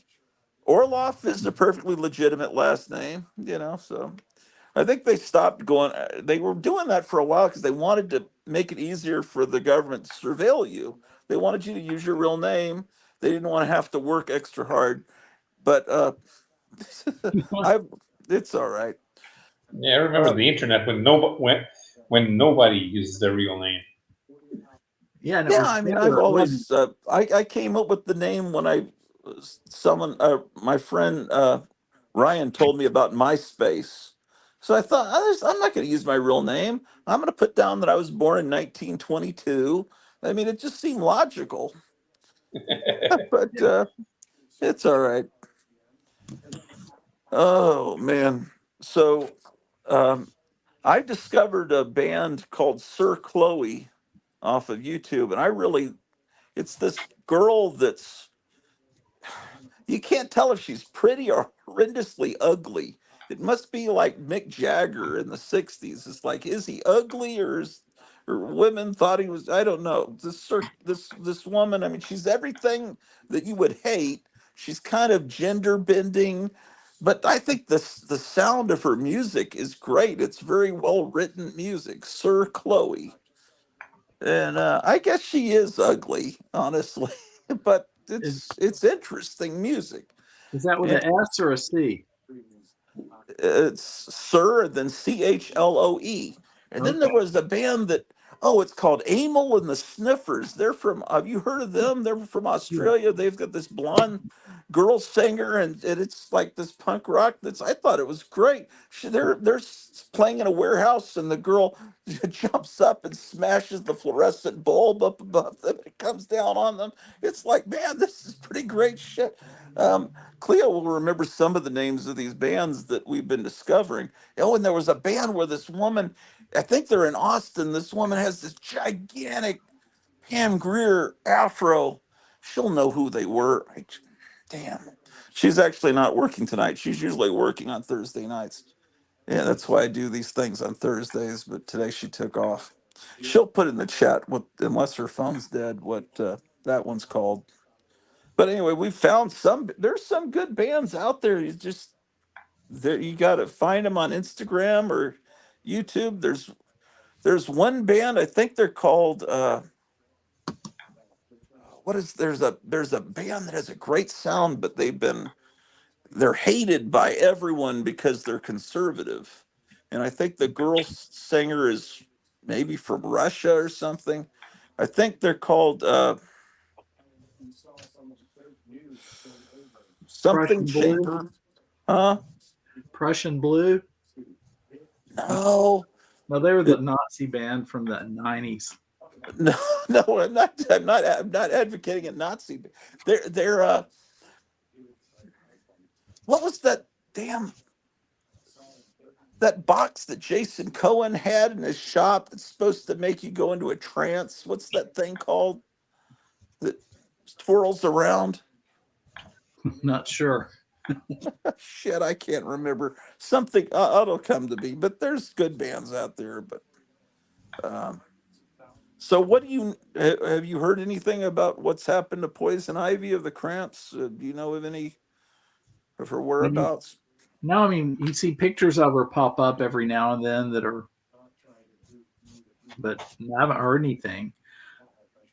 I mean, is she disavowed all the music, or do you think? Or someone said that she was in a Buddhist monastery.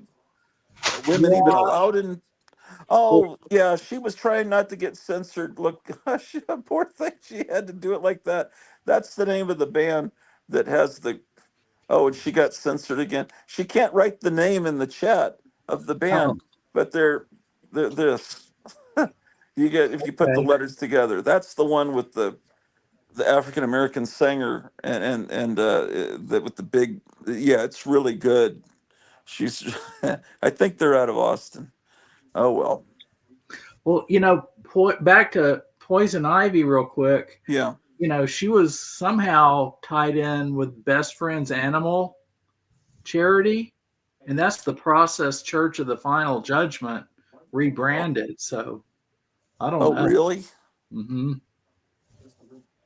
So it's kind of, Um. so yeah, I Wow. would imagine she's in some kind of cult thing.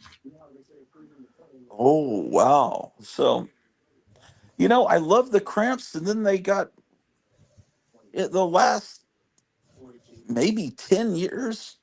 Their albums just weren't the same, and the No, more that they put the F word in songs, and it's just like that's yeah, not they were just interesting. pandering to lowest common denominator. Right, because that's the thing. Howard Stern is horrible now. I mean, I swear he was funny back then in the 90s, but now I'm It's embarrassed. real hard not to hate him.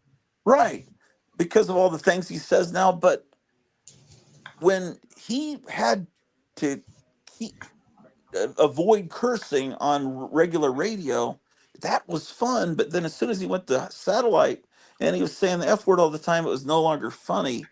And that's the same thing with rock and roll music. Yes, it's always rock and roll's always been about one thing, but they come up with alternate ways of saying it so it could be played on the radio in the 50s and everything, and in the 60s, and then when they just like flat out say it just spoiled it. And uh but there was that brief shining time that they were just, and everything circled around them, because the music that they performed was based on other music, and then you discover, oh, this song is a remake of that song, or this song is an instrumental they took from over here and added words to it, and then you discover that music, and then they were into old comic books, and you discover an old in antiques and weird stuff, and you could, it's like I just really looked up to them, uh, and to you also, because you were like almost like a Lux Interior that I knew, because of all the cool stuff you had, and because I mean, you had wonderful collections of art. I don't know if you want to talk about that, but My best art piece is something you painted. So oh yeah, well, is that framed? no, my framer moved away. My framer moved to Arkansas. Yeah. Windy. Oh, I missed some. Oh, she says that the lady in I guess in that Gillette band is Latina, not. I thought she was African American. Last Frontier Comics says Broken Peach out of Spain is pretty good. They're on YouTube. Okay, I'll look that up. Yeah, I'll remember that. Greta says, I wish we could check out music videos. We'd be like MTV. Yeah, but Yeah. the thing is, the really great music videos were never on. I remember being over at your house, Randy, and you had a VHS of the Digits, and it was like we had it on. It was like we were tuned in to some secret channel from outer space that no one else, because it was like a different universe Yeah, where.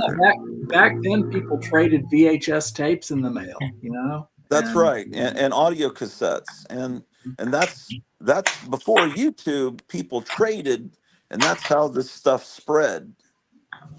And and it was so much fun, because I'd go visit you at your house, and then I leave with a grocery bag filled with VHS cassettes and audio cassettes. I'd go home and record them, and I bring them back, and then I get another. And every time it was like Christmas, because back then there wasn't any Tubi TV with every movie, and DVDs hadn't been invented, and the only way you could see these great monster movies and exploitation movies was through bootleg VHSs.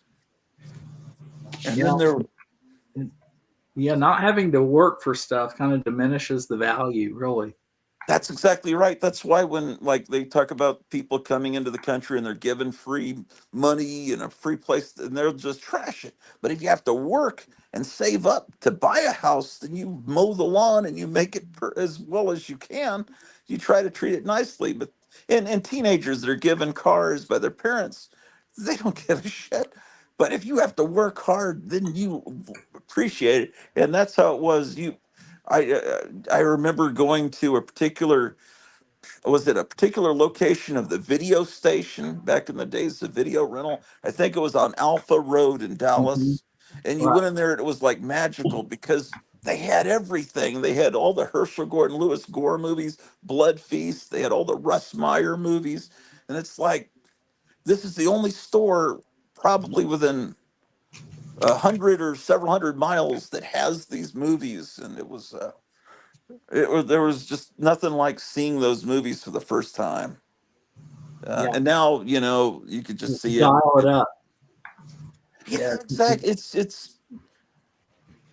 I mean, yeah. And the other thing is, uh, what we collected music wise, collecting records in decades, what it took us to collect, you could put together that collection in a weekend. In Mhm. 48 hours, you could just download everything or just get everything. And then you could be an expert in that music. And it's not, I mean, but I don't think many people are doing it. But now you can. It's more accessible, and I guess that's great. But I don't know if It, people even it care. it loses its value. I mean, it's just Yeah, like inflation. It's just like printing more money. It's like yeah, there's just too much, and it's no one thing is valuable anymore. So yeah. And my wife says I need stuff that's good, like "Shut Up, Little Man." I think I discovered "Shut Up, Little Man" from you, didn't I?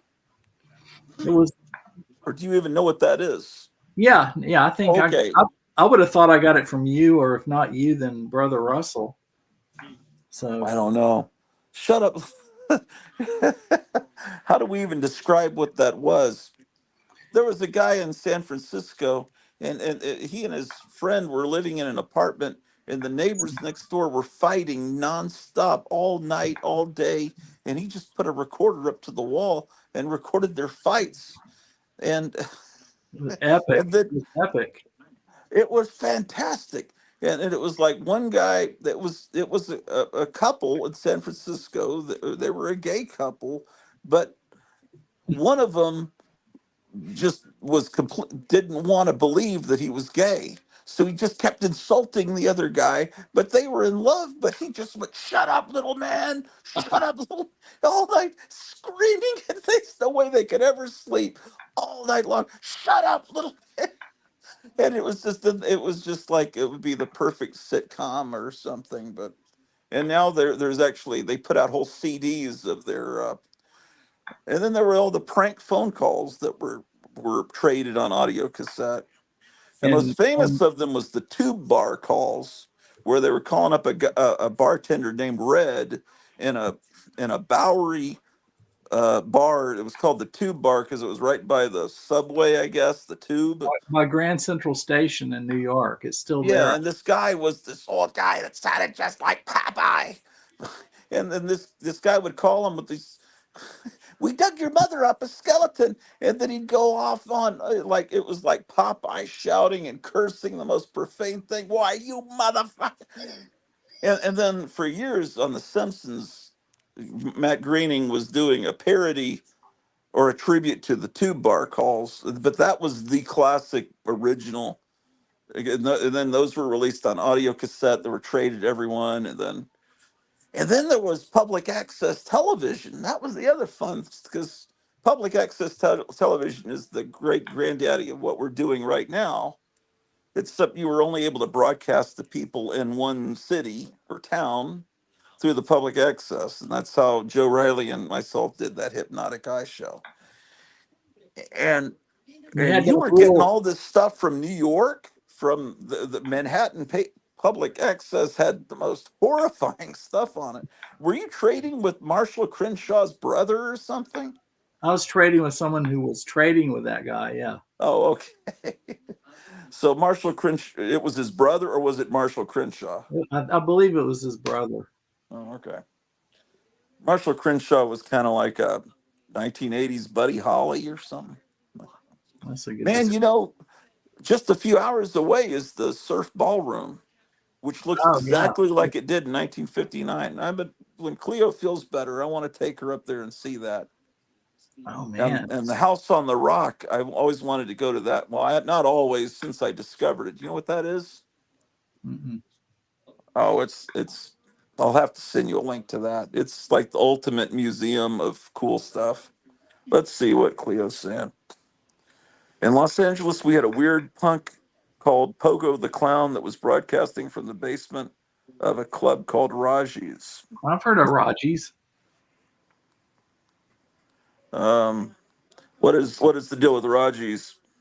That's where all the cool bands played. The VJ type of show. So was that a? I guess she's saying that's a public access show. I wonder if it's on YouTube. Aesop's Fable says you can still hear the two bar prank call on E-Bomb's World.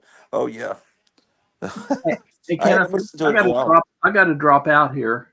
Oh okay. I'm getting summoned. Oh okay. You think you'd come on again another day? Yeah, sure. It's been fun.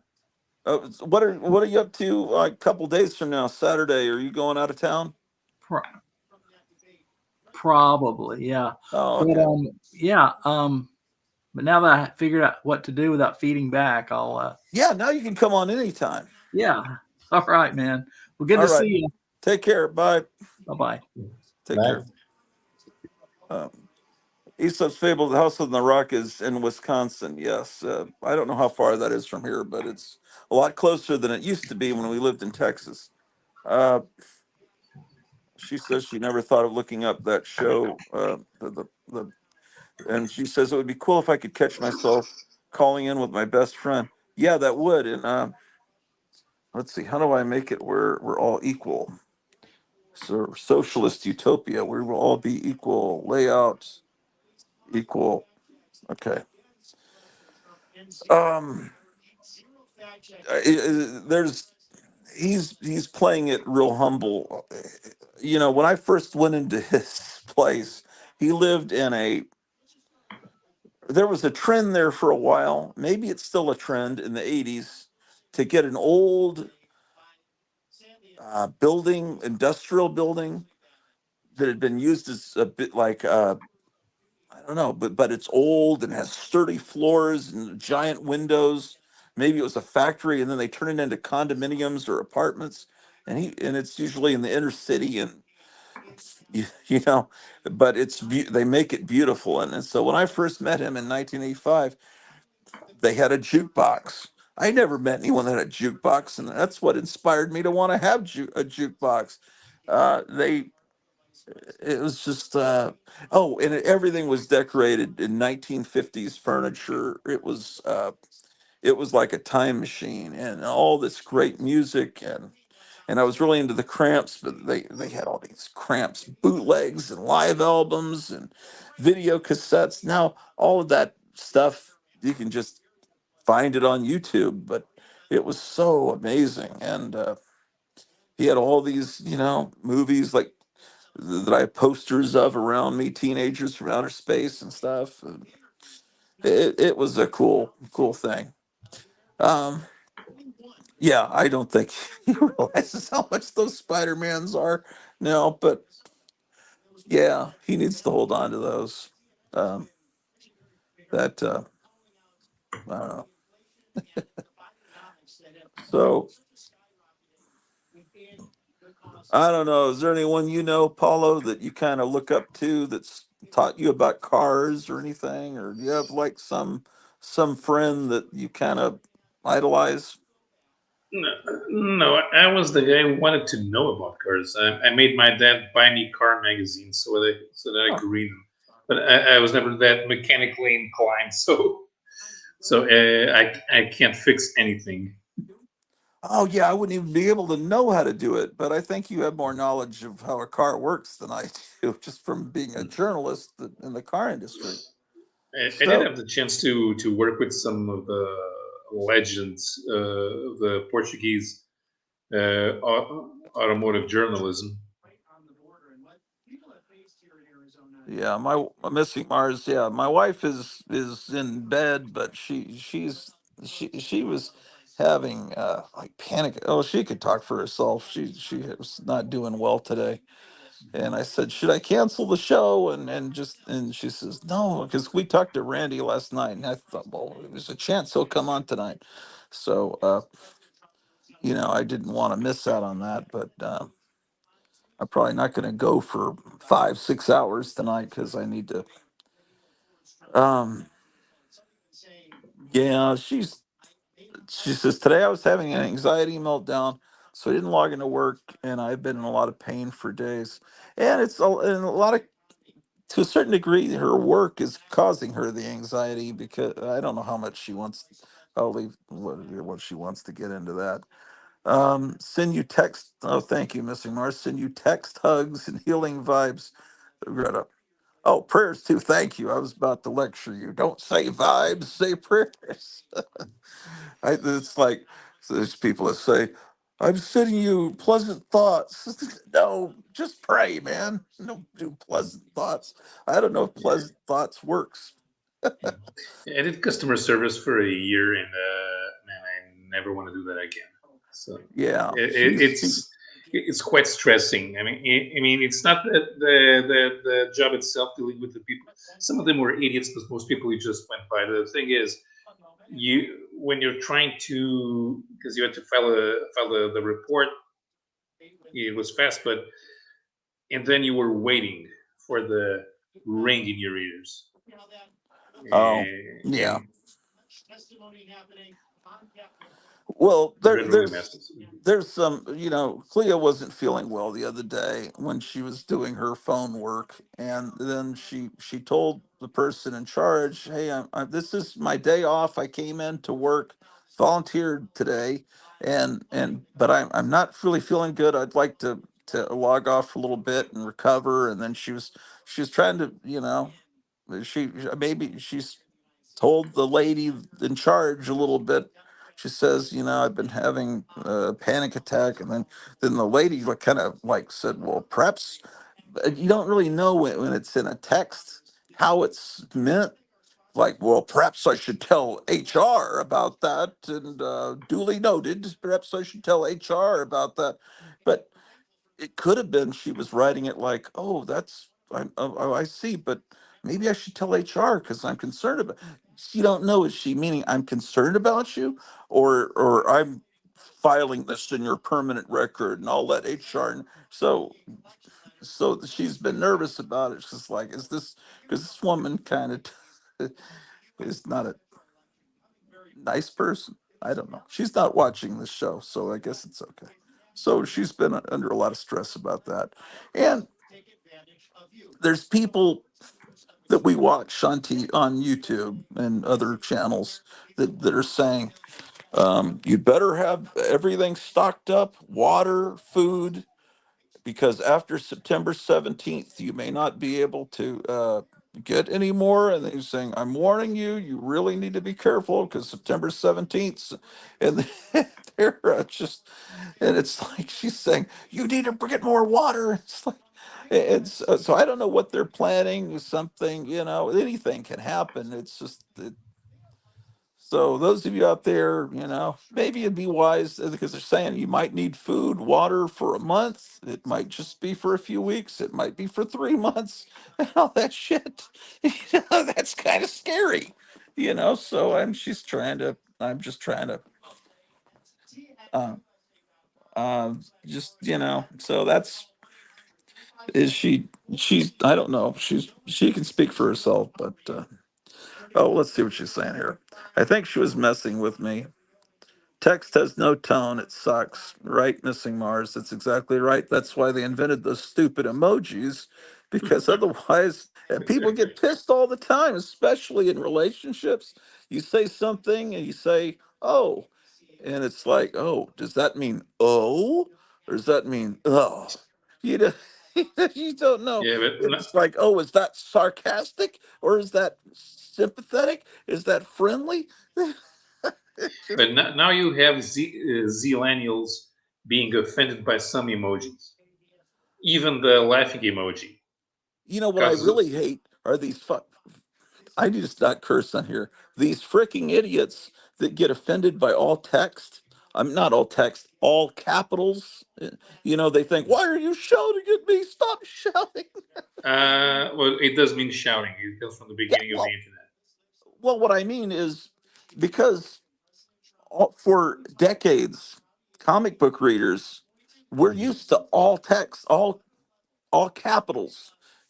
In fact, I think that Ethan Van Sciver's company is called All Caps because comic books, maybe people are shouting all the time, but it, and when a comic book has lowercase letters, it looks very unprofessional to me. It looks like someone that's never read a comic book is trying to do a comic book. And it's usually you see these books for young adults and they're in graphic novel form and they've got proper lettering with lowercase and capital letters. You think this person doesn't know shit about the comic book form because in comic books, everyone shouts all the time. So I don't think anything of all capital letters. It just, oh, that just looks like a comic book to me. Yeah, Uh, Tintin had a low cap lettering way back in the 1930s. who was that? Tintin, the Yeah, European well, comic. Tintin's not. That's not an American comic book. But what? But you're giving me one example out of But no, all these are these. So there was no Tintin magazine yet in the 1930s. So this predates the creation of both Spirou and Le Journal de Tintin. So these came out in the newspaper. yeah. It But American comic books are all pretty Mhm. much all caps. I mean, Yeah, you got to because acknowledge that. because the paper You're quality always the was terrible. you sure you should have been a lawyer.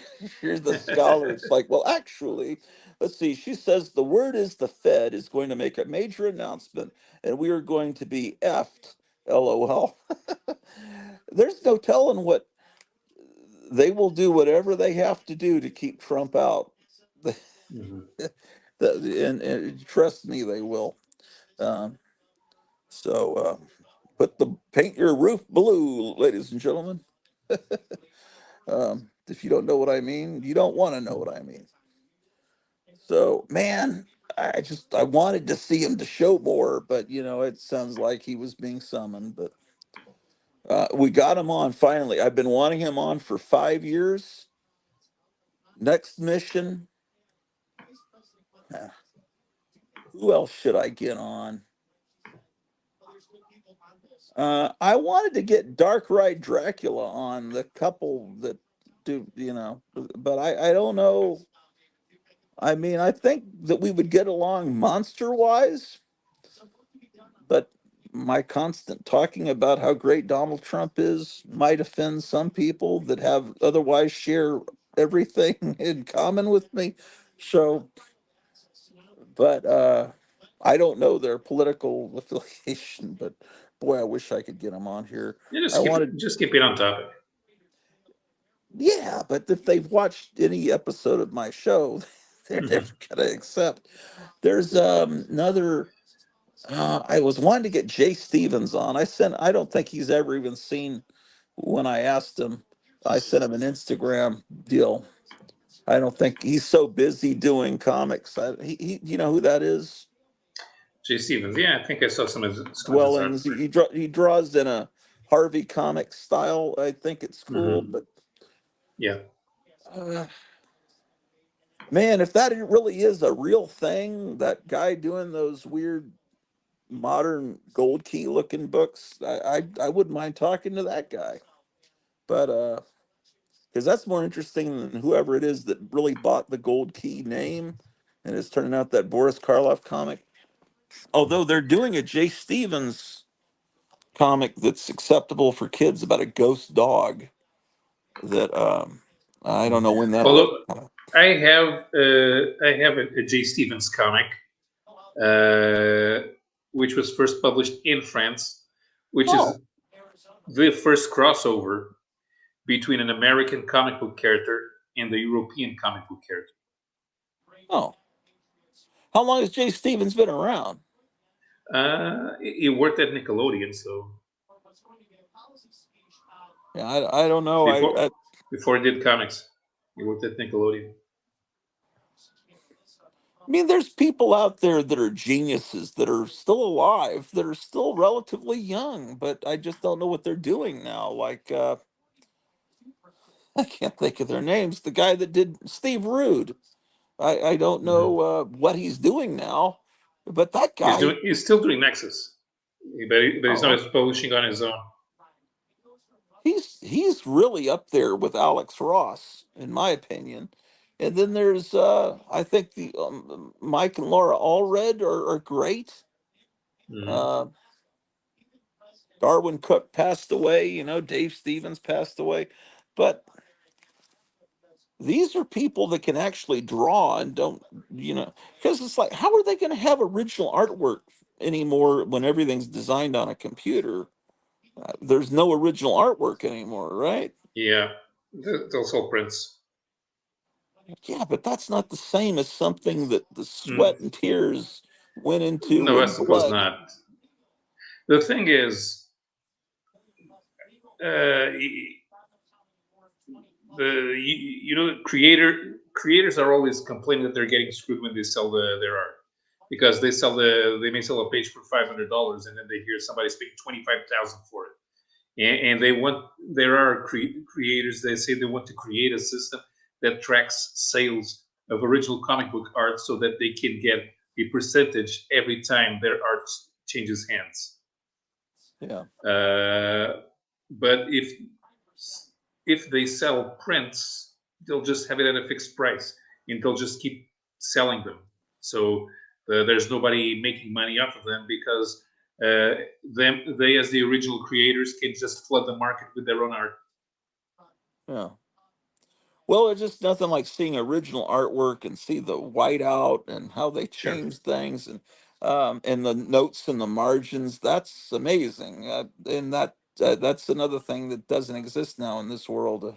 This friend that we were talking about, Tom, that looked like Ron Jeremy, he had it must have been a multi-million-dollar collection of everything that he'd acquired from his childhood on through when he worked in Hollywood. I mean, he had a pre-release poster for The Bride of Frankenstein before, she had the giant hair with the.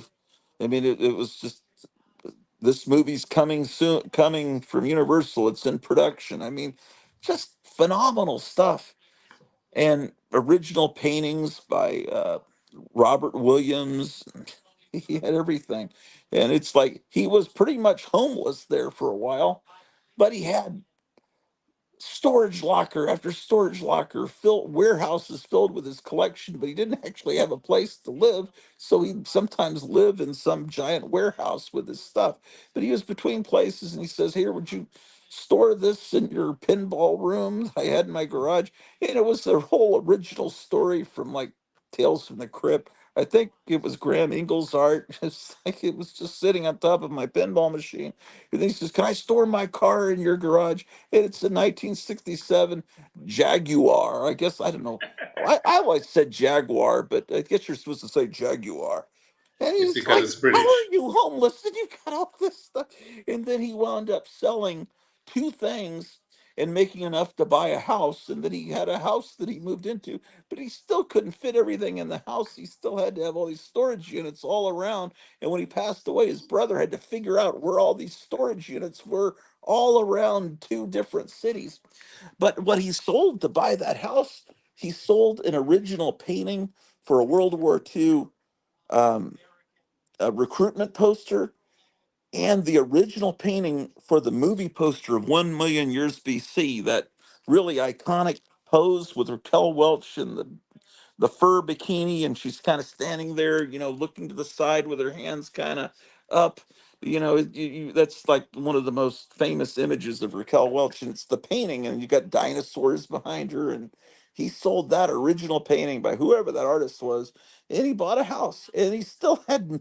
That's unbelievable stuff. Let's see what people are saying here. Oh, Missing Mars artists need to license their work. Kiss does it with all their stuff.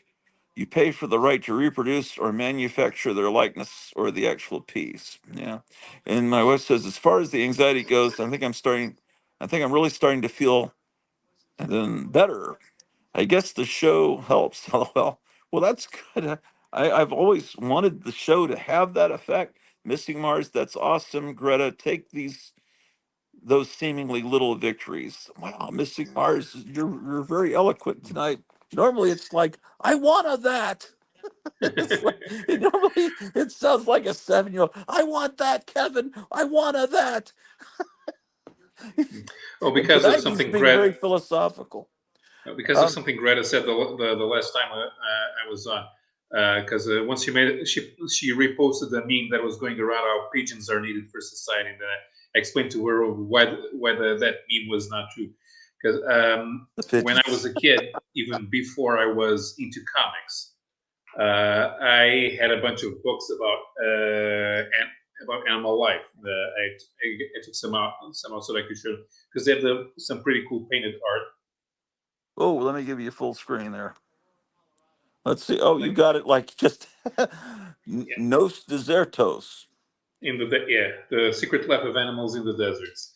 and they have two pages about each type of animal. So they have an intro here, and they show all the life. Although you can't actually find all of these animals in one place because you see a cougar there, and but these animals are from South Africa. But yeah, like this I've one. asked you. I'm sorry, I've interrupted you. Keep going. I've Yeah, asked you this like 15 times before, but can you, speaking in Portuguese, be understood by someone that speaks Spanish? kinda. It's easier for us to understand them than for them to understand us. Could you say some things in Portuguese and see if my wife can understand you in Spanish, because that's her first language, Okay. or just Let's read see from the here. book, I guess, maybe. Yeah. I'm not sure she's good. I mean, there's a lot of animal names that are not familiar to most people, so she probably wouldn't understand some. But let's see. Well, why don't you just talk about comic books for a while, just in Portuguese? You don't have to read from it. It's just cool to hear Portuguese. It's also we derive a lot of the Portuguese words, technical words about comic books are derived from the French words for comic books. They're not derived from the English ones. So another one that you won't be able to understand. But I wanted to show some Cleo, of these would you pictures like me because to they're just cool. bring the phone upstairs where we can hear you talking like we did last Thursday? Yeah. Okay. This is the white antelope. Uh-huh. It lives in the Sahara Desert. The steppes eagle from Central Asia, Uh-huh. pretty big. They weigh like 12 pounds. The biggest males. So this is a book you've had since you were a kid, huh? Yeah, since I was what 8. That's great. You've kept it in great shape. Yeah. This is a cousin of the gerbil. Oh, man. What Richard Gere could do with those guys. The Um, saiga. you know what Look we at ought to do it's one night? I didn't mean yeah to interrupt you, but I'll let you finish. One night we ought to just show books and comics that we bought before we were 8 or before we were 10. yeah something like that. I That still would have a that bunch of would them. be a great episode. Mhm. Anyway, tell us about that weird animal. I'm sorry to interrupt you. Okay. Oh yeah, this is the saiga. So this is an antelope, but see the nose is almost like a mini elephant's trunk. Yeah. That's an animal that lives today, or is that from Yeah, prehistoric yeah. times? No, it lives today. It lives in Central Asia. Although they Okay. were pretty rare. They were pretty rare throughout the 20th century. So they may be endangered. So it lives somewhere The, that no one can go and return yeah, alive. That's why we've never seen them. the camel. Okay. Yeah, I recognize that animal, Mhm. not the The other one. the burrowing owl. Oh, cool. Yeah, the roadrunner. Yeah. Here's the thing: roadrunners in real life are actually slower than coyotes. Oh, Locusts. They're annoying. you've shattered our childhood, man. Lanner's falcon. They also Huh. exist in Central Asia. Yeah, it's my parents used to have a Ford Falcon. What do you Mhm. think of a Ford Falcon? You know that the Ford Falcon is used in 3 different continents to refer to completely different vehicles. Oh, okay. Well, Yeah, obviously, I'm talking about the United States, the only country that matters. the Australian Falcon was related to the Mustang, so Oh, the one in the 60s was pretty good. The oh, okay. Fennec Fox. Yeah, that's a cool animal. Yeah, the thing is, some people want to have them as pets, but no, bad idea. They will just chew on everything and pee everywhere. You can't domesticate them. Like a squirrel monkey, that's not a good Hmm. idea either. They used to sell those Yeah, through the comics. yeah. The desert grouse, Oh,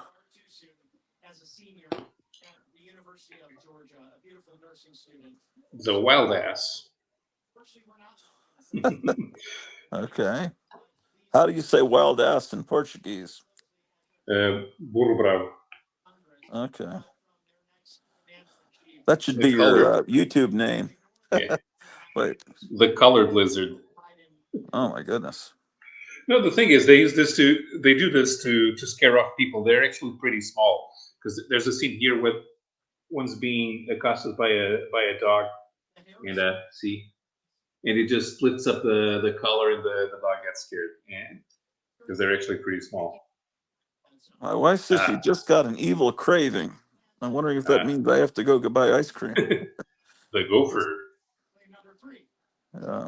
Because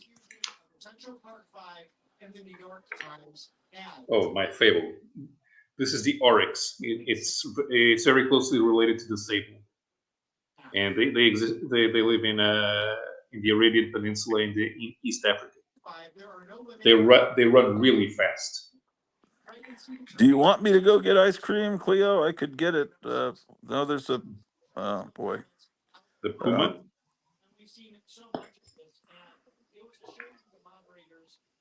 Scorpions. This is a pretty Wonder big if one. Kevin's still there. I just see his little moon monster head, but I don't know. Oh, one of my favorites, the horned viper. They only move sideways. Cleo, I could go get ice cream without ending the show. I could go pick. What kind of flavor of ice cream do you want? The springbok lives in South Africa. So much for me trying to keep from eating sugar. She's tempting me here. Missing Mars says, Paulo, your weird indigenous animal tour, awesome. The meerkat. Every show I watch on YouTube, I see Missing Mars congratulating them. He likes to tell people that he watches on YouTube how great they are.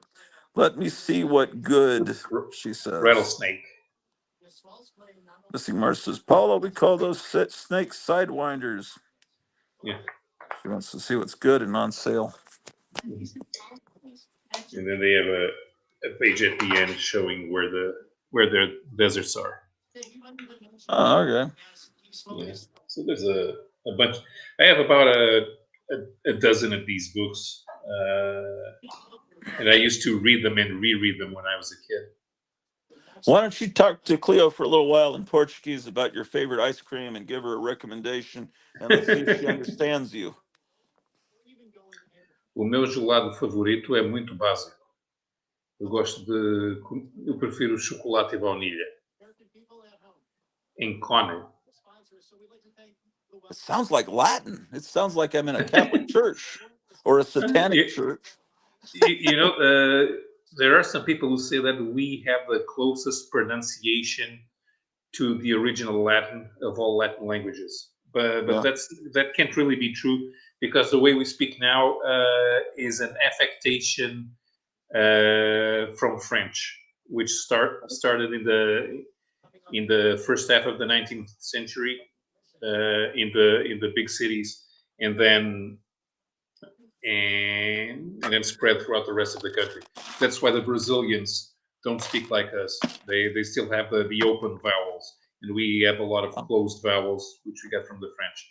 So some people hear us talking and they say we sound Russian.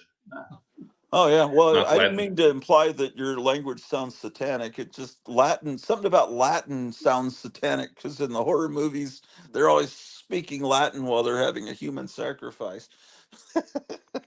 But no, it sounds cool. It sure doesn't sound like Spanish at all to me. No. And then I mean the accents of Spanish that you have in Latin America, they don't sound like Spanish from Spain. Oh, she says, so I only made out favorite in the first sentence, but I totally understood the second sentence. Okay. What was the second sentence, Cleo? Greta? The thing about liking chocolate and vanilla. Oh, okay. Well, I'm still waiting for her request. I guess I should start driving towards the Hy-Vee. And I probably should get to bed. It's almost 3 o'clock. Well, you can. I'm not trying to chase you off. I wasn't going to necessarily end the show, but you're welcome to. Yeah, man. What are you up to tomorrow? Are you going to be working or taking a class? Tomorrow I have Jared's show. All right. Which you never can watch. Well, really, I can always watch it on a replay, so that's not an excuse. the thing is, it's not very interesting to watch on a replay because the show's for 3 hours, but then it's kind of slow because we just talk a lot and we don't keep showing stuff. So it's not does get kind of annoying if you try to watch it on replay unless you put it up on 1.5 times speed. Oh, okay. Well, it looks like Kevin's getting into his car, and I'm about to get into my car. Okay. So, yeah. Well, if you need to get out, sure, that's cool. Yeah, I'm going to bed. All right, I'll be doing that soon. But it looks like I'm gonna have to Mhm. get some ice cream here. All right. All Okay. right, take See you care. guys. All right, bye. Start our engines at the same time.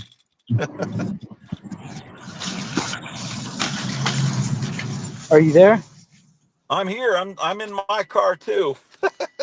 The wife wants ice cream, so I'm heading off No. to ice cream world. I missed most of the show. Did your friend come on? Yeah, he came on. I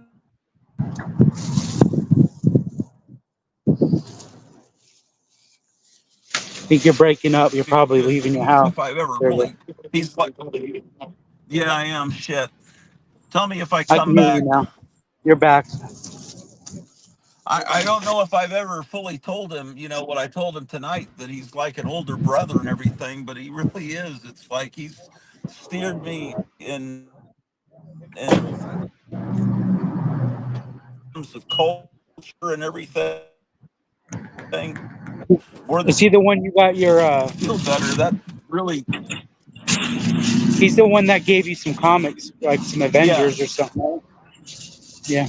Yeah, he gave me an entire long box, Avengers, I think 15 or 16, all the way up to maybe about 1975 or 76, the entire run of the Avengers. He said, I know you'll appreciate this. And Heritage, like I don't want to badmouth Heritage because they're probably $1 billion company, but he didn't feel like he was treated right by Heritage in the sale of his X-Men. He had X-Men #1 right up through, the beginnings of the new X-Men, which, Yeah, but I've heard lots so of he's held on horror to his stories about. Spider-Mans. I mean, I have I've heard, dreams that, he calls me up and says, hey, drive down to Texas. I'll give you my Spider-Mans this time, but I don't think that's going to happen. Oh, she says the lovely Haagen-Dazs is on sale. Missing Mars says craving is not an evil craving. He needs ice cream. Craving ice cream is not an evil craving. Those who don't crave ice cream have no soul. I crave it, but I've been trying not to eat any sugar. Um, well, mainly because I feel like the sugar is affecting my vision, and I'm like, I don't know if it's. I mean, I know that Rumble, the YouTube, Rumble, the conservative thing, it's like YouTube. They always put these commercials on because they know that people that watch it are like my age about neuropathy, but this tingling in my toes. And I'm thinking, is that the beginnings of diabetes or something? But then the doctor says no, but it's like, well, this is weird. I'm starting to lose feeling in my freaking toes, and it seems like it's worse after I chug a Coke. So I figure I'm going to start drinking unsweetened iced tea and try. But now it looks like I'm going to have to get a pint of whatever, the little thing of ice cream. She says the lovely Haagen-Dazs is in sale. I've been drinking raw milk and eating raw dairy products from a local farmer, and now I'm addicted to dairy. Yes. So okay, what flavor ice cream do you want, Cleo? Because we've got, let's see, 8:51. What caused you to be busy? Just some customers? no, I was trying to get out of there at a decent hour, Oh, okay. Well, so I can get because it's starting to get dark early now. It's already dark. oh yeah. Well, um you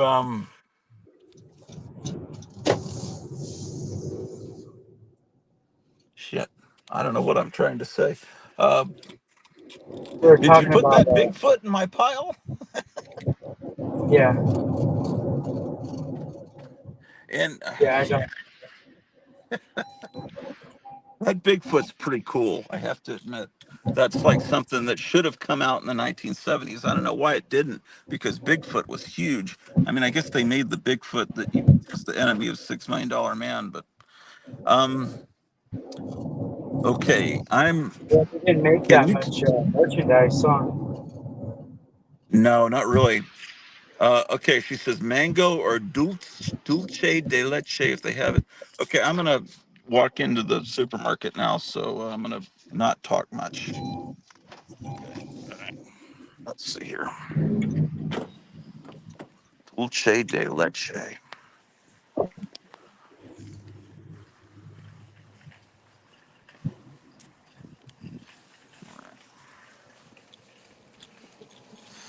Haagen Dazs, huh?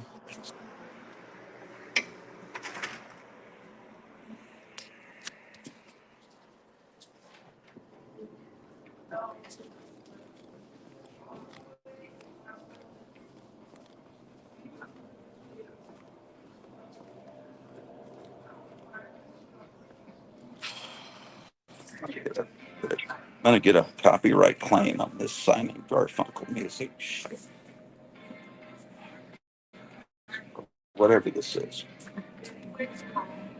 Chocolate. Oh, there's the Biden flavor. Chocolate shit.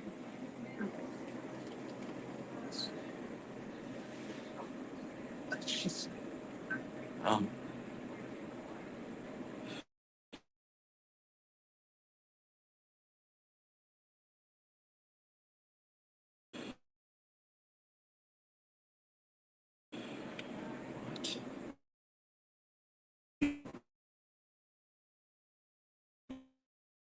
Butter pecan. Caramel. What do you want, Cleo? If oh, whatever. Yeah.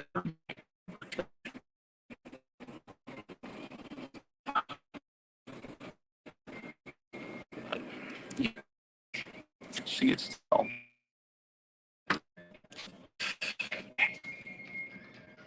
okay. Close.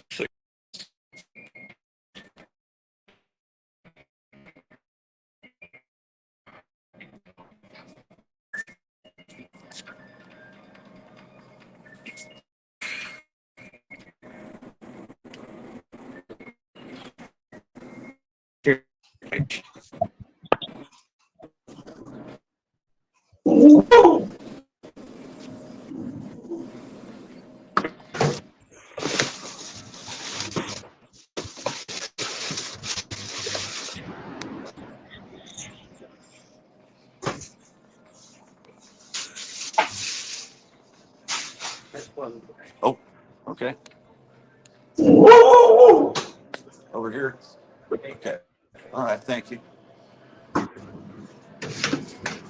Yeah, my wife. Gravy. 6 minutes left. But then I had to get one for myself too.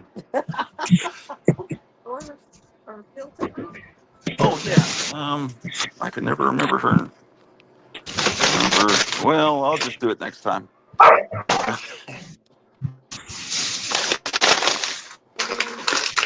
Okay.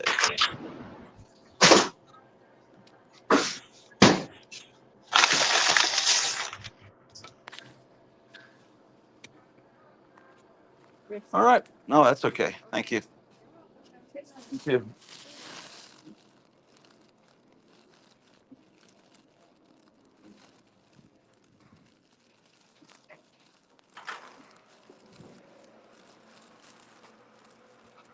You must live next door to the store. Next door. Yeah, I've told you that before. I, this is why I only gas up the car once every 2 months. I could have just walked here and just it's only a block away. That's what I was telling you the other day when I was showing you that store. Um, that's for sale. Oh, it's cool. The black background is really cool. It almost looks like it's fake, like a fake background. Um, yeah, the post office is right here. The house is right there. That shop I was showing you is right there. I mean, everything's very close to each other. So, but yeah, they wanted. phone number to get the fuel saver, but I decided, oh, maybe I shouldn't read my wife's phone number out on YouTube. So I thought I might be in deep trouble. Oh shit! What did I do? What the fuck? I turned the phone off. Are you still there? Yeah, I'm Hello? here. I'm Okay. here. Yeah, I didn't want to read my phone number to the lady on her phone number. I don't think I'm going to get that much of a fuel savings on 2 ice creams. So, well, all right. So it's ice cream time, ladies and gentlemen. Um, yeah, they're playing some music in there. Probably get. Why am I wearing sunglasses at night, man? Like a mental patient. Was that last Thursday that we took the tour of Home Goods? No, I think that was 2 weekends ago or 2 weeks ago. That was 2 weeks? No, Yeah, because man. last week I only went to Food City. You sure Food City wasn't like sometime between last Thursday and now? Who knows? Maybe I don't know, man. Um, I can't keep track of it days Man, anymore. my eyesight is really insanely degenerating. I think it's this new iPhone I got. I think staring at this new iPhone is like burning my retinas or something. I think everything they make today is designed to kill us or degrade us. Yeah, we got to get the blue blocker readers. Yeah, no shit. My God damn feel it. better. Oh, fuck. Excuse my language. I dropped the keys down into the under the seat and it's totally black. Ugh. Ah, where did they go? Oh, there they are. Sanity. Okay, maybe I should bring the ice cream in. I guess I'll leave my sunglasses in the car. There's no point in bringing sunglasses.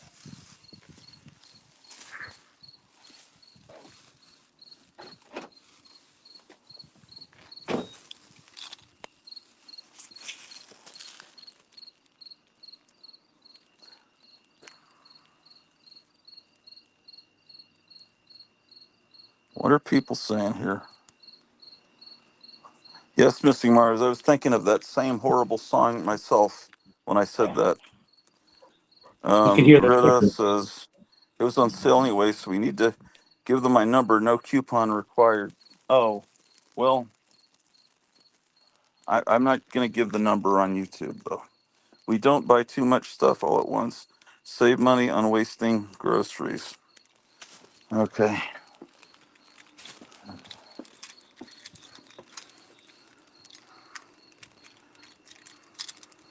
Someone stopped watching. Now we had 10, we have 9 now.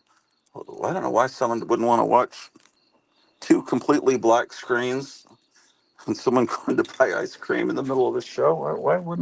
Why would someone tune in? No one else does that on YouTube. Uh, I challenge you to find another show where they go and buy ice cream in the middle of the show live. But it might happen. I don't know. Okay. Oh, shit. Go this way.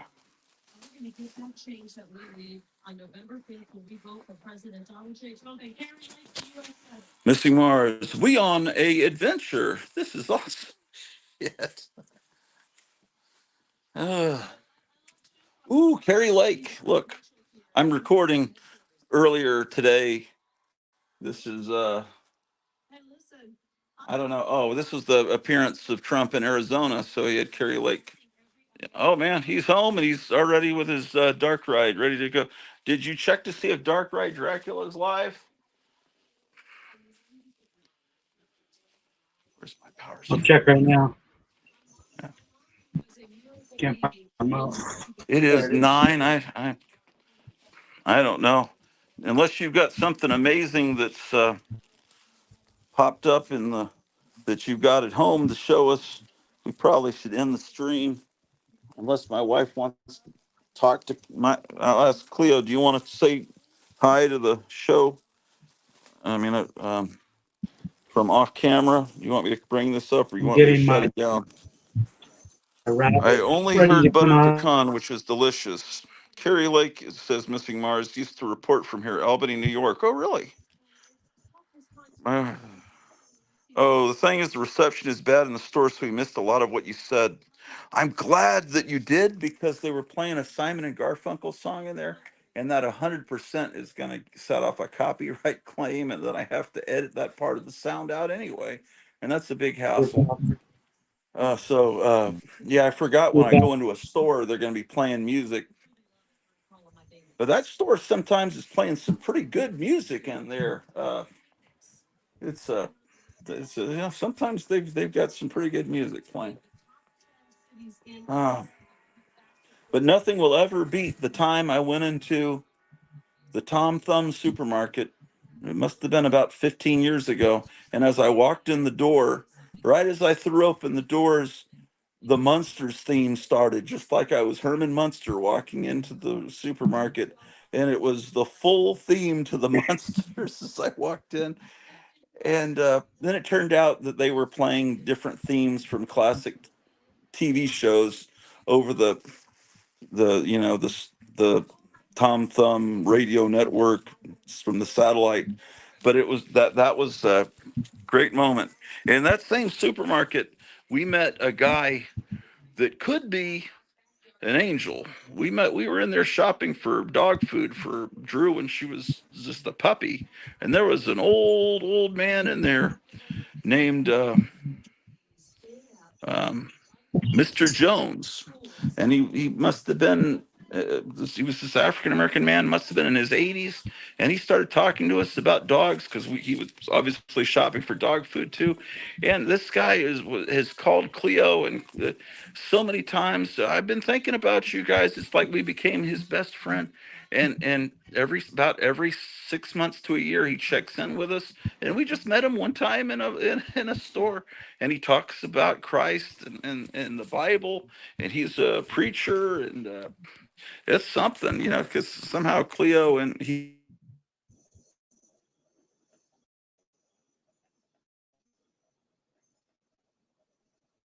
He froze. Yeah, okay, I'll end the stream before. Yeah, am I back? I'll end the stream before the ice cream melts, but I'm going to come back on Saturday. She's going to be working on Saturday. I'll do a stream on Saturday. It's going to be a musical extravaganza, rock and roll hootenanny, and we'll try to raise money to help our financial peril that day. And I'll be on a big chunk of the day. I don't think there's a Trump rally Saturday, so I won't feel guilty competing against him, drawing away thousands of people away from his rally. So anyway, I'm off to eat ice cream and break my diet of 4 days. So I'll be seeing you guys later, and thank you, Kevin, for coming on. Rewatch the stream like sometime when you're at work or something, and watch Randy because man, They didn't go live tonight. They've only done 3 live shows in their whole history, and the last one was 6 days ago. yeah. Maybe, Well, maybe. I'll send you a link to the band. He was in a band. They put out a 45 back in the early 80s, and they were called the Uncalled For. And they did a song called "Grinder Up," which is the original song about Ed Gein. And on the other side, they did a cover version of "Cotton Fields," and I thought it was a superb 45. But they put on the 45 copyright 1977 because it was the early 80s, and they knew that that was the date to put on it because that's when punk rock in the United States exploded. And so years later, these record collectors found that and said, "Oh, this is an undiscovered 1977 punk rock single." And then they found out it wasn't, and they were so pissed, and it created a wonderful controversy in the record collecting community, kind of like Sticky Goose tries to do in the comic book community. So I wanted him to talk about that tonight. There's so many stories that he's a little bit reluctant. Well, that's kind of off topic. No, there's so much great stuff. He has so many great stories. If I could get him to loosen up a little bit, which we will, we'll get. He'll be a wonderful new guest. Hopefully, a new regular. But anyway, as Cleo was saying earlier, as far as this show made me feel better, that's what I've always wanted to do, because I started the show right before the pandemic, and I did this show all through the pandemic. And there are people that have told me, there are people that are, that never comment. Maybe there's this 9 people watching that are lonely, that are tired, that, and this. And even though I don't get that many views in the grand scheme of things, as long as I'm helping out some people, I try to be funny. I try to have a dry, kind of sick sense of humor.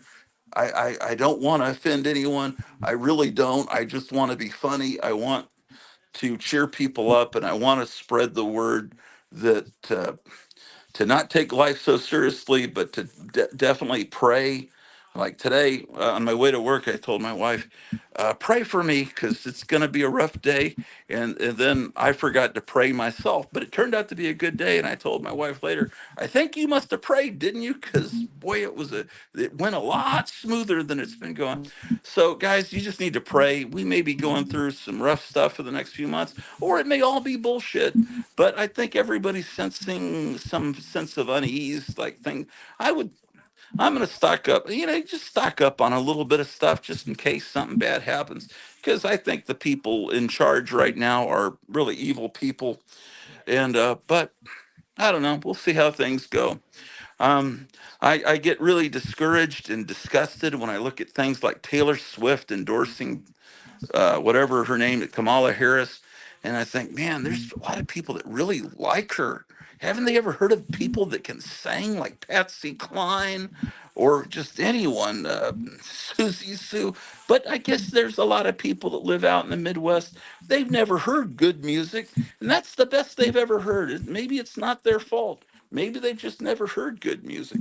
Because where are you going to hear Patsy Cline? Unless you tune into, you're just not going to hear it unless you're at your grandparents' house, which is unfortunate. Anyway, I forgive you if you like Taylor Swift, ladies and gentlemen. You're forgiven, and please pray and stock up a little bit on water and rice. That's what we're trying to do. Anyway, I love you guys. Take care. See y'all later, and goodbye, Mr. Bond.